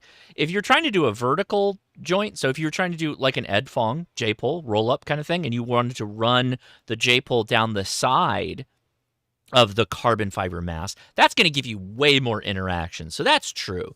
But that's where the Tactical Mini comes in, and you could use the Tactical Mini being fiberglass. That would be fine for you. So it depends on what you want to do. Well, I hope y'all weren't talking to me because I just got taken out by lightning. Nope, we were good. You all right? Okay. Well, I'm going to drop because we've been having power outages here right and left, and now with this thunderstorm that's moved in over the top of me, it's going to just knock me out again in a minute. All right, well, I mean, you can just hang out. You don't have to leave. I don't. And I'll just hang around until I get hit again. All right, well, open floor for anybody. Questions anywhere from anyone, and let me check the chat, but go ahead. Josh, I had a question earlier about Hamfests. I heard the Josh, I have a question, and then we'll go to James. Go ahead. So I saw your video on the War Driver the other day. Yeah. What are you doing with that? Like I'm war driving. I'm war driving. Oh, I was just curious, like, do you have like a reason for it, or are you just like collecting it just for fun? It's just for fun. So there's a group. There's a YouTube, not YouTube. There's an Instagram channel, 40CX or 40CN. I'm on his Wiggle group. So all my uploads go into their group as well. It's just fun. That's all it is. Oh, okay. Yeah, I just saw that and I was like, oh, that's interesting that Josh would be messing around with Wi-Fi and kind of on the hacking end of it almost. Well, I mean, if you saw my video on the flipper, I talked about the flipper. I have the M5 stack card pewter, which that does a lot of stuff too. That's kind of borderline. That's also pretty fun. You can do like a Bluetooth spoofing and all this weird stuff, and Wi-Fi spoofing, like middleman stuff. It goes back to that like whole. When I grew up, I was very much that like kid that wanted to understand like not just like how to use the stuff that's around us in our lives, but how does it work, right? That was always the thing that drove me, was like, how does all this work? We just depend on this, and we're like, oh yeah, I clicked the little thing and now I'm on the internet. But like, how does it all work? Like I built a Pringles can Wi-Fi antenna for DXing Wi-Fi, which was hilarious back when I built it because there's still a ton of people that had like no encryption on their Wi-Fi, so you could just be on their Wi-Fi, which is hilarious. Not to say I did that. I'm not saying I did that, but I definitely found a lot of them that weren't. But yeah, it was just it's just fun. It's cool to explore the world of RF, if you will, and all the things that are out there. Absolutely, yeah. I mean, yeah, I agree with you that like learning how the things work that we depend on is like that's huge. But yeah, that's cool. Yeah, because you kind of become. Yeah, go ahead. Sorry. Oh, you mentioned in there too that you had like messed around with some like old gear. I'm curious if you have any of that sitting around and if you'd make videos on that. I mean, I have old gear just from like using it when I owned it, but okay. A lot of stuff was when I was working in IT before I became an engineer. Back when I was working, I was literally the IT support at a high school and supporting the district when I was still a student at the high school, which is kind of wild. That's awesome. Yeah. Yeah. So I was getting paid by the school while I was going to school, which is kind of cool. But yeah, no, it was. In fact, my mom came over and she handed me this notebook, and I'm like, "What the hell is this?" And I opened it up, and it was my handbook from when I was IT at the high school, and it was this whole. I don't even remember most of it. That's so cool, though.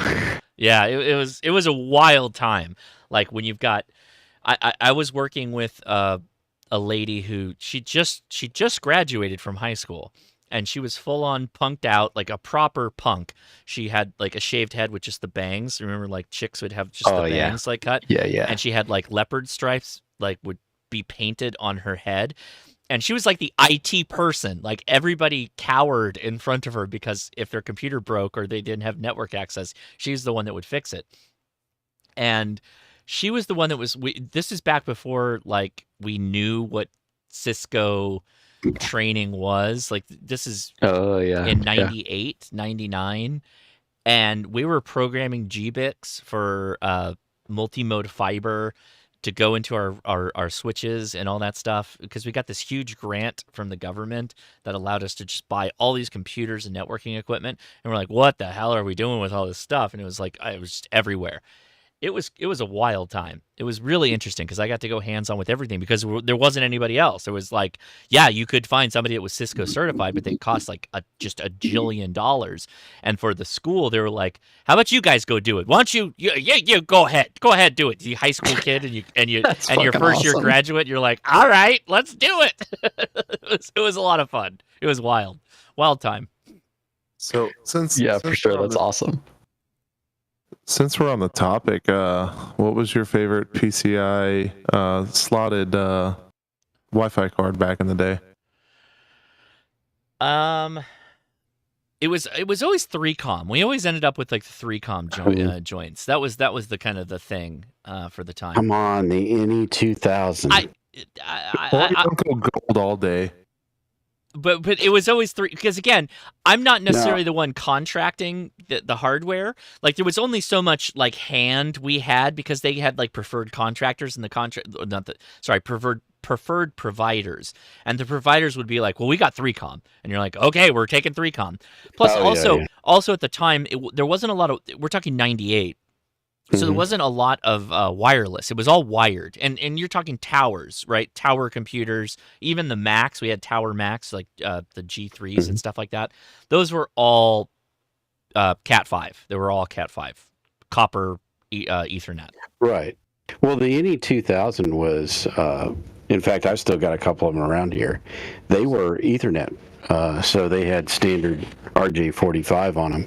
Yeah. And the thing about them was they were one of the first Linux device drivers out there, and they were the easiest things for Linux guys in the beginning to get a hold of. And so we had tons of them connecting our Linux computers together. See, I wrote a device driver for Linux, one of the original SCSI device drivers in 93, 94. And so I was into Linux a long time before a lot of other people were. But you just basically took whatever hardware you could get, and The NE2000 was around for quite a while before the 3Com drivers ever became available to us. But I've got a few 3Coms around here too. I got to take a minute. Good Sorry. old Intels. I'm not trying to cut you off, Don, but I got to take a minute. Okay. My mom's still here, I think, so I got to let her leave, and I got to run to the restroom. So I will be right back. You guys keep talking. Take some questions. I'll be right. Oh, it's opening up on 20. It's opening up big time on 20. Get on 20 right now. There's an opening to the UK and well, actually Eastern Europe too. So anyway, I'll be back. Give me like 5 minutes. I'll be right back. When you get back, we have one more to the list. Okay, good. I'll be back. I bring up like all the retro hardware because I've been watching a channel Collab Retro, and he's been doing some awesome stuff with just like early 2000s servers and like enterprise gear. But for me, it's not nostalgia. I grew up, I mean, I started working, that stuff was brand new. I mean, I started off on 360, 370 doing JCL and assembler, so the big iron. Yeah. And there weren't any, I mean, well, some of the first PCs that came in were terminals for that damn thing. So we got some of the original IBM PCs, but I started off with an Apple II. Don, so cool. Don's breaking off like he's Bane. Well, first computing was ICL 1902, which was a building, not a computer. Yeah. Now that's so cool. I will say this: if you're really into retro tech and you like the retro tech YouTube channels, if you don't know about it, Temporarily Offline TO, he has a retro tech channel. Is he doing anything with it anymore? Because he has not posted in a year. No, he had to give it all up when he went RV. He basically got rid of all of it. Yeah, but he still has the channel, so you know. Right, you can watch some of his old stuff. Yeah, I just dropped a link to it in the chat. Yeah, he was rebuilding Commodore 64s and all kinds of stuff like that. They finally closed out that place up there in Dallas, the retro PC place, I think. Yeah, down the street from my house. Yeah, they just finally cleared it out. How much of it went to your house? Not just. I think I got one or two things years ago, but other than that, I mean, when it was actually a store. But since it went like closed, I could never get in there. But anyway, I wasn't. I mean, again, that stuff. I got rid of that stuff. I didn't keep it. It wasn't interesting that's so to me. sad though. Well, so cool now. Like I get it. Yeah. I'm into the new stuff. In fact, I just started working on 2 400 gig switches. How many of you guys got 400 gig switches? I just got a couple of 10 gigs. You're killing it, man. Yeah, we got 400 gigs, and we're running. Well, most of our switches are 100 gig, but we have 400 gig switches now, and we're switching most of our NOS to Sonic rather than iOS and all that other crap. Oh, at work. At work. Yeah, at work. Yeah. I was gonna say, if that's your home lab, that's nuts. No, I do have a Cisco router here, one of the old ones that I used to use at work, but it's P or bust, Don. Come on now. I just threw away 2 Cisco Wi-Fi routers that I had about 10 years ago, and the company, basically that company was bought by another company, and they were clearing everything out, and I was the IT guy, so the things that they didn't take and were going to leave in the building, they ended up somehow at my house. Tactical acquisition, we call that in the Army. Are those the annoying APs that you got to have a specific hardware for them to remote back into, or they'll just sit there and clog up your DNS? No, they're actually full Wi-Fi, but the thing is, or they're standard Wi-Fi. I think it's A and B or whatever. It's really old, but it required iOS. You had to go in with iOS commands to set them up. We've got some at work that are just extremely old, and when the people did the last change out, they were just lazy and didn't take them all down. So I'll come across them every once in a blue moon and pop them off the ceiling. But when someone goes or mucking around in the network stack, and if they change, port 12 to port 24, just trying to test some cabling and whatnot, they will take one of those APs that's still plugged in through Cat5. That port 12 was blocked for a reason, because if you move it around and it gets gets back into our DNS, it'll just sit there and take every IP that it can until we run out of IPs. Thank you, Cisco. Yes. And Josh was right. I'm getting Germany. I just finished Spain and Portugal. Yeah. The Eastern, Eastern Europe and Europe in general are booming into California on 20 right now. Big open right now. I got Egypt on 17 a couple minutes ago. All right. Yeah, I could probably get on the Flex, but most of my computers right now, or my radios are disconnected. I've only got the DX Commander up and one InFed half-wave. And I've taken down like about 5 of my other antennas. Oh, and I do have the Astron 99 up too. So Don, you might be excited to hear this. I don't know, but depending on what the news is from Flex, I might be dropping some bills for Flex. Oh, okay.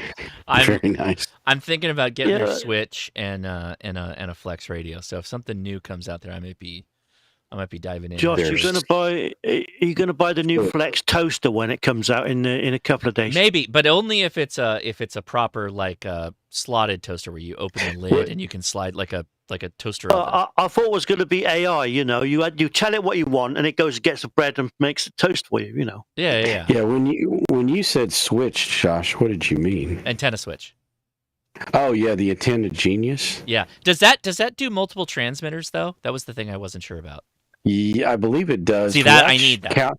Callum has one set up, and I believe it does multiple transmitters. Yeah, by the way, that is not actually a Flex product. It's just Flex sells it. Yeah, it's a 403A. Yeah, so if it can do that, so if I can do so basically what my plan is that I use that switch to be able to go between the 7610 for my normal YouTube radio stuff, and then the Flex would. I'm thinking about putting a rack up in the shack that I can put the Flex in and do the whole thing. That way I can run remote and all that stuff, and I can still because then I can access the Step IR remotely. All that it's like this is too good to not get in. Yeah, I mean if you if you get one of the radios, I would recommend the 6600. Don't be like Jason and get the 64.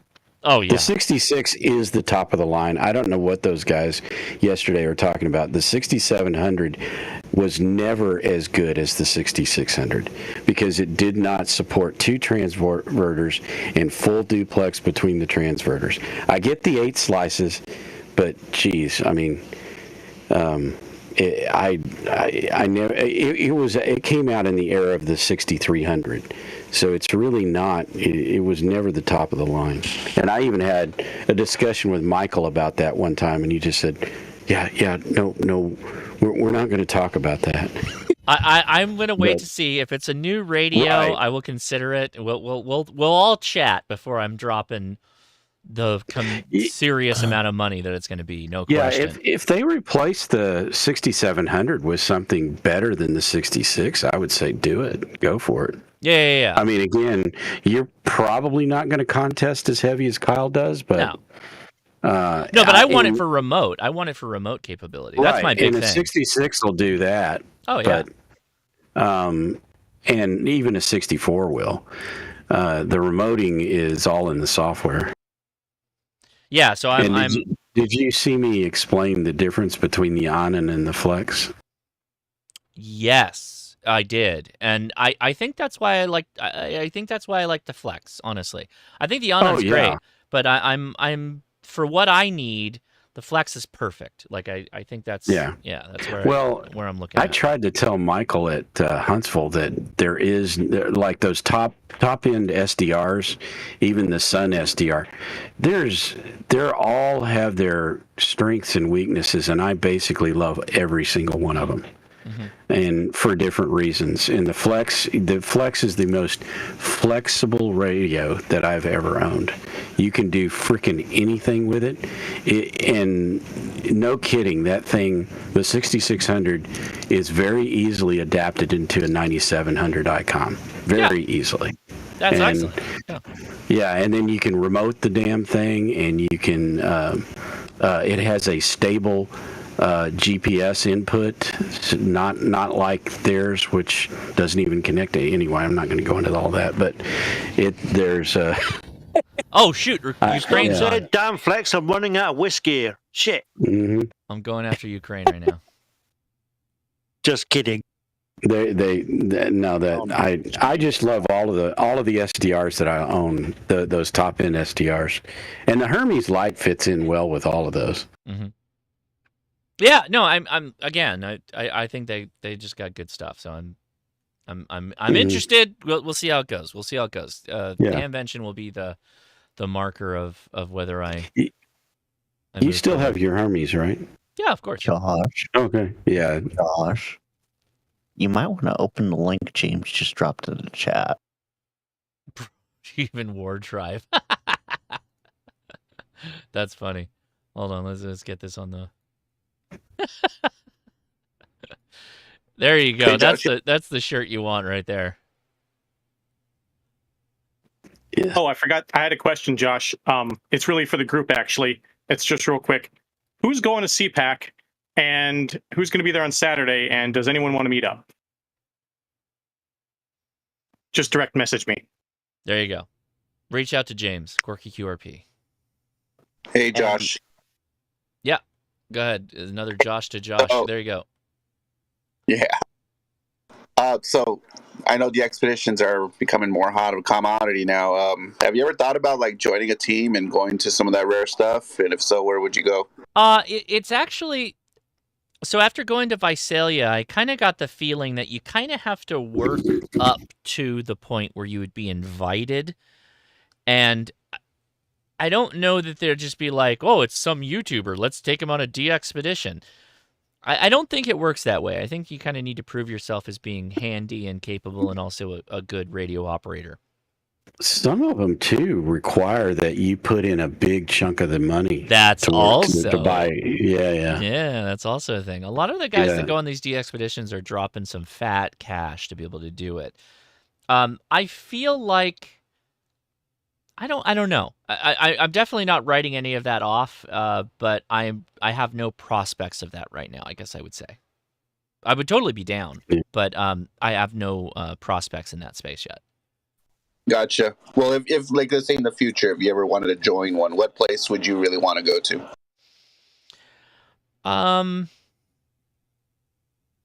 Gosh, I really don't care that much. Just as long as it's kind of like a rare DX. I don't mind how much of an adventure it is. I don't mind getting cold or wet or hot. I don't care about being uncomfortable. I don't even care if I get like sick, really. And a lot of them get sick. Like that's the reality of it. They're all getting sick. It would depend. It would just depend on what the location was. What's the island off of Mexico that's just the tip of the volcano, the lip of the volcano? That was super cool. Is it Charleston? Not Charleston. Clifferton Island? Clipperton. Yeah, Clipperton. Yeah. That's super cool. Like just from a geographic location, I'd love that. My gosh, guys, the opening is huge right now. Go nuts. In fact, I'm going to stop transmitting and just see who I can hear. Mike has a hot take on where to go DX in the chat, and I see Sure. I see our second resident expert on doublets is in the chat as well, along with Mark from Boondock Echo. Yeah, so let's throw it over to Mark real fast because he joined us. Mark, how you been, man? It's been a little while since I've been able to after chat, so it's nice that you joined us. Thank you. Hey, how are you? I'm doing well. How's it going? It has been a week, let me tell you. Broke the first bones of my life. Was helping a buddy move a big piece of metal, and he lost his grip, and I didn't. So that was fun. But in Boondock Echo news, we've got some interesting things. So I think I told you we're going to throw some Baofeng, I said Baofeng, but it's a K1 connector to the TRRS audio cables into everybody. Those came in, which was super exciting. That's awesome. They looked great, super strong. We got a great price on them. The only issue is that every single damn one of them is wired wrong. So we got to work through that. But we got golden samples, right? We had them send us 2. We tested them. They were great. And they said, yeah, complete the order. And then the ones they completed the order with, all crap. So we're working. We're getting there. That's excellent. Good to hear it. Come back, Bulgaria. Let's go. Get this locked in. I need to get Bulgaria. Also, who the hell is up north? What is that? One other quick thing, Josh. Yeah, Mark, go ahead. At Hamvention, our guys are going to bring you the Sidekick V3, which is all the same circuitry and everything, except it's going to have that DigiRig input, so you can connect it up to other radios if you want to play. Oh, cool. All right. Love that. Appreciate it. But yeah, good seeing everybody. The Ed Fong talk earlier was awesome. I had to step out and take a meeting with Boondock, but I'm glad to be back. So good seeing everybody. All right. So real fast, Matt K7 UAP is in the chat here. So, Matt, the question, I guess I'm posing the question. Where does one get one of these doublets? Do you have any kind of production that you're doing or thinking about doing in the future? Are you here to chat? Yeah, I can hear you. I don't have a specific website, but people can talk to me on Discord, and I can make you one specific, and I can make it pretty much any color. Dude, I got to tell you, it was a lot of fun using that. I really did enjoy it. It was a really good antenna. Yeah, that's awesome. But yeah, I've changed the design a little bit since then, and it's a lot more like locked down. It's a lot better than it was since I've made yours. Okay. Now I did go with the mast, appropriate mast, and I 3D printed a little topper with some loops that I could carabiner off of it for that center connection piece. And that worked. Oh, that worked great. The one that I sent you, or? For the antenna you sent me, I did a little 3D printer, topper thing for the mast that I got. And that worked great. Right, I sent you an STL for that. I don't remember if that's the one that you I think that used was. Yeah, that's right. Yeah, that worked out perfectly. I did the full infill on it and made the walls a lot thicker. And yeah, it worked all weekend, no problem. It was great. It was perfect. So yeah, thanks for I'm glad you enjoyed it on that one. Yeah, for sure. Okay, Frank, what was it next? Who's next? That was it. Good. There was Matt and Mark, and then James's link. That was it. Excellent. I'm probably gonna head out early because my mom's still here, and I would like to at least walk her out the door and all that stuff. So is there? Let's see, a couple of things. Fallout was amazing. Oh my gosh, that show is amazing. I'll just hit that right up front. Oh hell yeah. That is the best video game adaptation I've seen. And all the changes they made to the story of Fallout didn't feel like a problem. They didn't do it for jerk reasons. It was fine. Very good. I was very pleased with that show. That was wonderful. So it took me a little while to get to it, but highly recommended.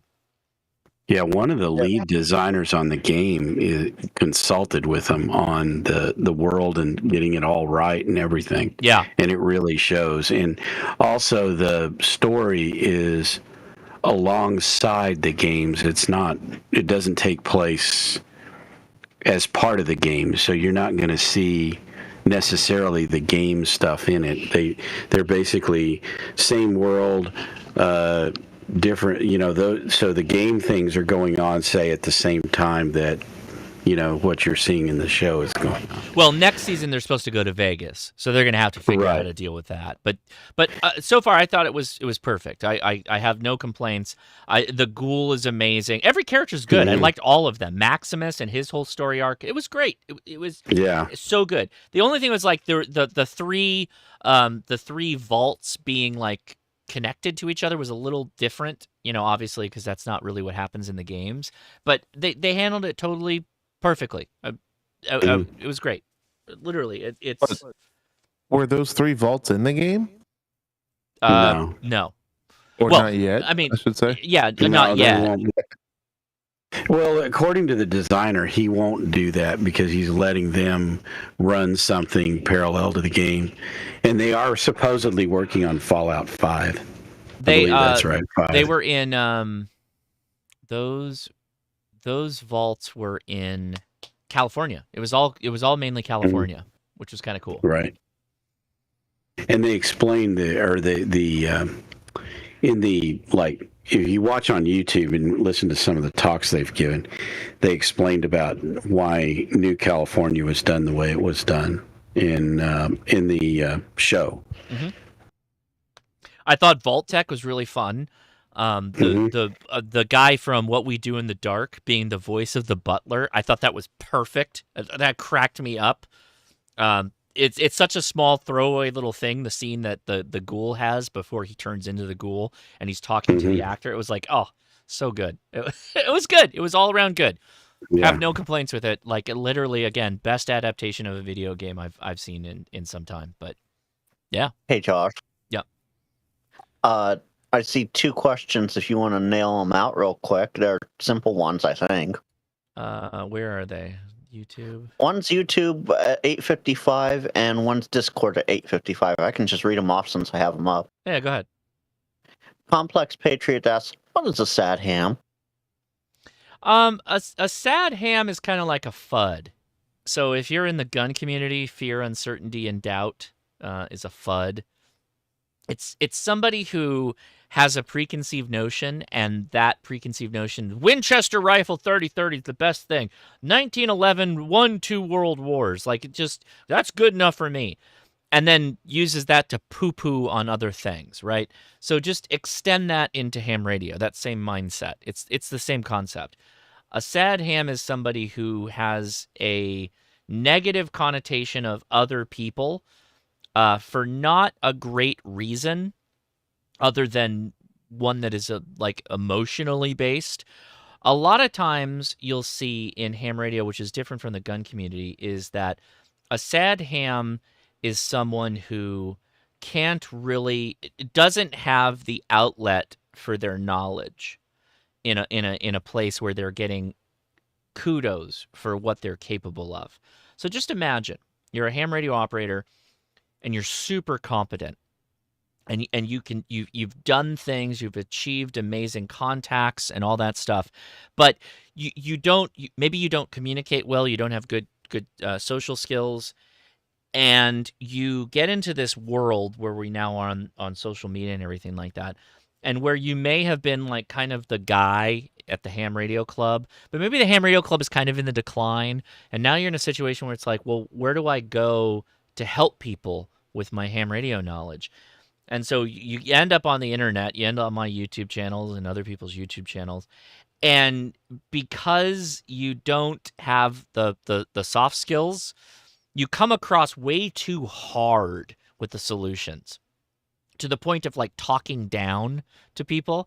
And that comes across in the comments like just immensely, right? When someone has a very poor social skill capability, they come across as like preaching instead of explaining why their way of doing it is better. And it's almost like it's a Dr. House syndrome, right? The show Dr. House. Dr. House has always had the right answer, but he was a jerk, and he conveyed information poorly. He was a horrible friend and colleague, but he was right all of the time, and so that's why they kept letting him do the things that they did, and they created all these buffer zones around him to prevent him from damaging other people, if you will. The reality is that nobody really cares when it comes to a lot of this stuff in ham radio, that no one is that important or that special that you can't be like, what's up? Okay, Grammy's going home. That you can't be that special, or there's someone else that can't do the same things that individual does. So the sad ham just comes across as kind of being a curmudgeon, a jerk, an alpha hotel, if you will. So my mom is going to leave real fast, so I'm going to hop out here for a second. I'll be back to wrap things up, but that is the answer. Well, we What can is the take sad the ham? other question. Yeah, for I'll the be other back for one, the other too. question. Hold on 1 second. James, you just kill it every time with these things. I couldn't help myself. Yeah, that just you absolutely nailed it with that one. And Monsoon Josh in the YouTube chat is right. The sad hams can also be similar to like the gatekeepers of the community. They, they're the ones that sit there on 14250 and go, well, I've been here for 15 years talking on this frequency. You can't do a POTA here. Well, I'm sorry, you weren't here an hour ago, and I was. I am using the frequency, And that's most nets as well. I'm not going to mention any nets oil system, but yeah.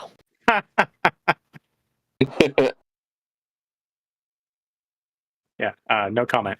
Uh-oh. We summon Charlie from Red Summit RF. He says, "Who the sad ham?" No one, Charlie. Someone asked what a sad ham is, so we were explaining it. Yeah, we just said one specific word, Frank. Yeah, I know. It's just Which Frank? The Choo-Choo Frank. I'm the only Choo-Choo Frank. Got it. Tank Frank left a while ago, so it's been just me in here for a while. Yeah, when we talk about Tank Radio Tank, it's always about how bad C++ is. Now, does that really get him? Oh yeah, I that's my main tease with him is C++ sucks. And in fact, like when Kyle does his little trivia things, that's what my name will be, just to dig Frank a little bit. That's hilarious. And Jody's right. It's C++ Frank and Choo-Choo Frank. Absolutely right. And I grew up with C++ to a degree, and it was annoying, but yeah. All right, so Josh is back. You want this other question? Yeah, give me the other question. Get back inside. Go. We'll talk All about right, it. this Do came not from open that. K4BTH. Anyone use log4OM logbook? I'm trying to set the receive band field to default with no band selected. Any suggestions? Who uses log4OM in the chat? Anybody? I do. Go for but it, I don't. Don. Well, no, but my radios are set up to pass the band information directly, so I've never set it up to have a default. Yeah, why do you default that? I don't understand. Wouldn't you just cat control that? Probably he's not cat controlling it. Well, get over that. The reason you don't do that is because you're using the cat control for something else. So, and unless you're using, like a Flex will do it, you can send cat to multiple things at one time, and the Anons will do it, and the Hermes will do it. But a lot of them, you've got that single serial port, and if you need multiple serial ports, oops, sorry, can't do it. Yeah. Okay. So then you would want to default it so you could, I'm on 20 meters. I want to set it for 20 meters, so everything I enter is 20 meters from now on. But yeah. Like I said, I don't do that, and there may well be. But Log4OM has a great manual that's available online, where same place you download the software, and maybe look at it there. But I don't have a specific answer for you. The thing I'm doing is. Go ahead. Yeah. I'm sorry, somebody was in there. Go ahead. Sorry about that. Yeah, the thing I'm doing is converting from paper to an electronic logbook. So I don't have the radio plugged into the computer. Right. So it's defaulted to the band that input it in. And so then I went to upload to Logbook of the World, and I didn't pay attention to the RX band. And so everything got uploaded crossband as I would switch from like 20 to 40 to 80. And so then I had the distinct joy of going back in and uploading them again to correct them. And I think I've got 5 DXCC entities logged at this point, but I mean, I'm going way back to like 2015 and converting everything from paper. So that's why it's sure, if I'm running cat control, then it would default to the receive band to whatever it is, but doing it manually, converting is an undertaking. That might be one of those ones where you need to use that ADIF tools. Is it ADIF tools? Is that the thing that you can get on Windows, which allows you to kind of modify an ADIF? ADIF Master. ADIF Master. Yeah, use that before ingesting it into Log4OM. But I'm coming from paper. I think you can enter manually in ADIF Master. You might want to do that. That might be the way to go. You can. Yeah. Okay, so start with going from paper to ADIF Master, whatever it is, and then importing it into Log4OM. And then ADIF Master is really handy if you need to like mix use your logs. So if you're going to do like this one's a POTA and this one's a SOTA, and you need to do all that stuff, ADIF Master is the way to go. We use that. Jody beat me to it. Yeah. Good. There's a link in the chat. Excellent. So that is a very handy tool. Every laptop should have ADIF Master on it if you don't already do it. Like, go ahead and download that. It's really, really handy. Even Super the MacBook? helpful. Thank you. I don't know that there's a Mac version of ADIF Master. But it's ready for your Jankopotamus, Don. So there get you that go. loaded. You know what? I actually have something. I'm going to go grab it really fast before we wrap up here, but I think I'm going to wrap up after that. Actually, I take that back. I got one thing I got to do. HI80 with the contact there. I want to give them a shout out. Hold on. And while you do that, if anybody is looking for an Alaska POTA station, KL7 Delta Uniform Golf is currently on 20-meter FT8. Oh. I can't. What? They're at Kunik River Public. No, actually, I am looking for Oklahoma. I've got everything else. All right, I got to grab this really fast, and I'll be right back. Hold on. We got to go. Come on. As is Kaliningrad, Mexico, Ukraine, Luxembourg, Canada, of course. Canada's every day. Cuba. There's a lot of good DX on 20 right now. But yeah, if you need Alaska for FT, Alaska POTA, go find them. 20-meter FT8. I'm really hoping they get back the national parks on the air again and do that event again. That was very successful. It was, and I think with POTA being as big as it is now, I don't think they're going to do that. Yeah, and in fact, the reason that POTA came about was because they said they were never going to do that again. So what feels like an eternity, I finally got my Clockwork U console in the mail. Have you guys been following this thing at all? Oh, that's cool. Yeah. So, it's basically the Raspberry Pi Surface mount that's running inside this with an interface board and a number of other stuff, and it has standard Raspberry Pi connection, so it has a micro HDMI, a USB-A, and a USB-C, but this is running Raspbian. There's a couple of different board architectures that exist for this, and this is running 73 Linux, so I was able to load Jason's 73 Linux on this, and it works. It works pretty well. So I have this connected to my 705, and I'm going to have Jason on a live KM4ACK Jason on a live stream to kind of like, let's go through the entire setup. Let's like do all the things, Direwolf, WinLink setup, all that stuff. Like I can do FLDigi, WSJTX, JSA call, and Yak, yet another APRS client. No problem.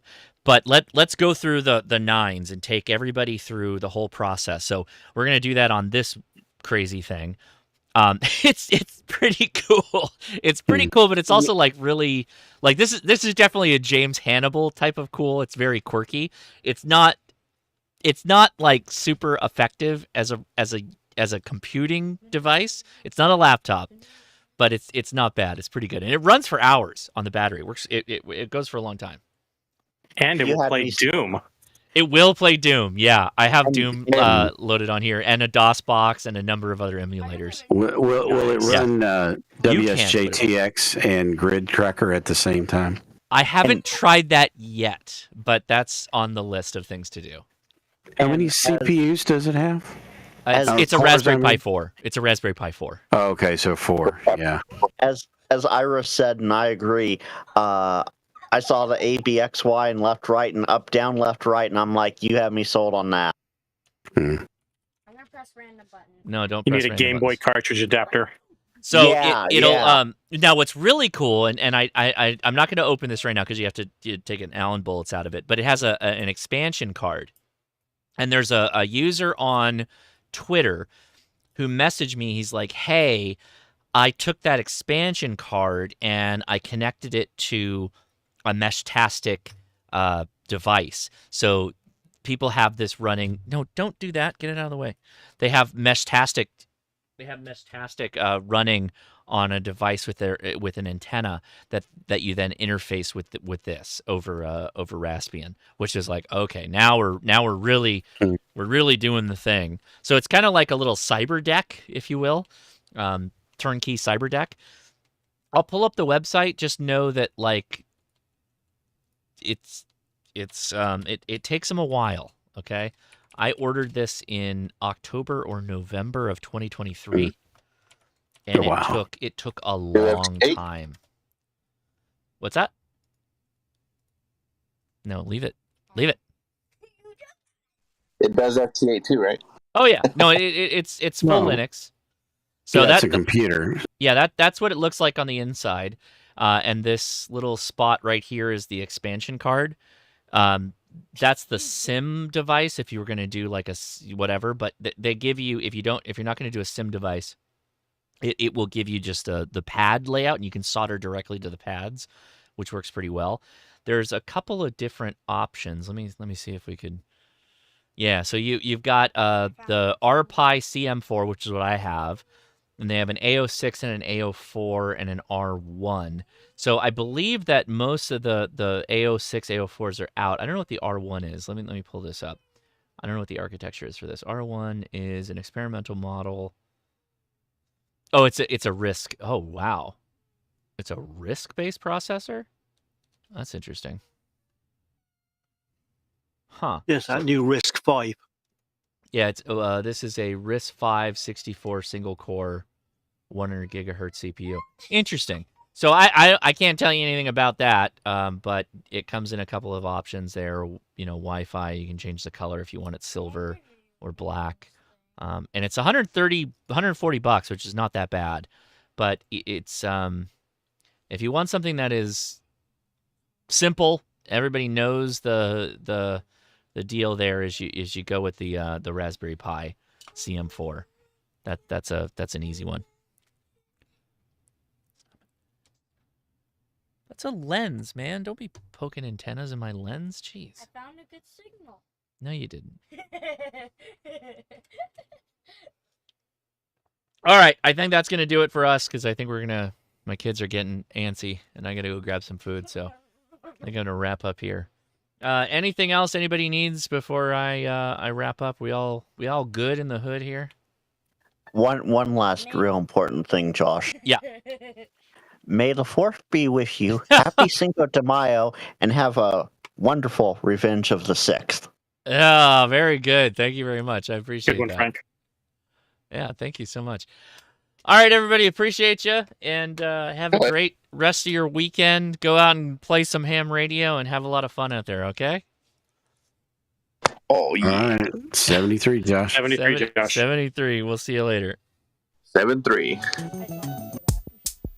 Oh, yeah. Yeah, I had to get that in there. Well, 5-4 is Dave Brubeck Day. Oh, Dave Come on now. Brubeck Day. Oh, take 5. Let's do some Yeah. take 5.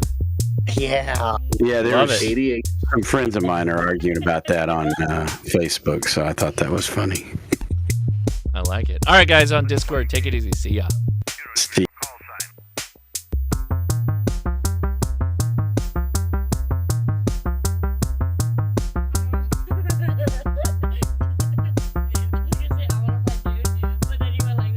I do want to watch Dune right now. Maybe we'll go just get Dune. Is Dune available right now? Oh, you want to play Doom? Okay.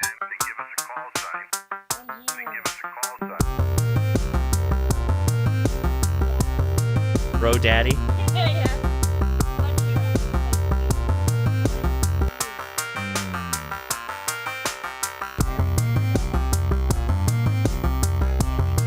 You don't know how to run that thing. Are you kidding me?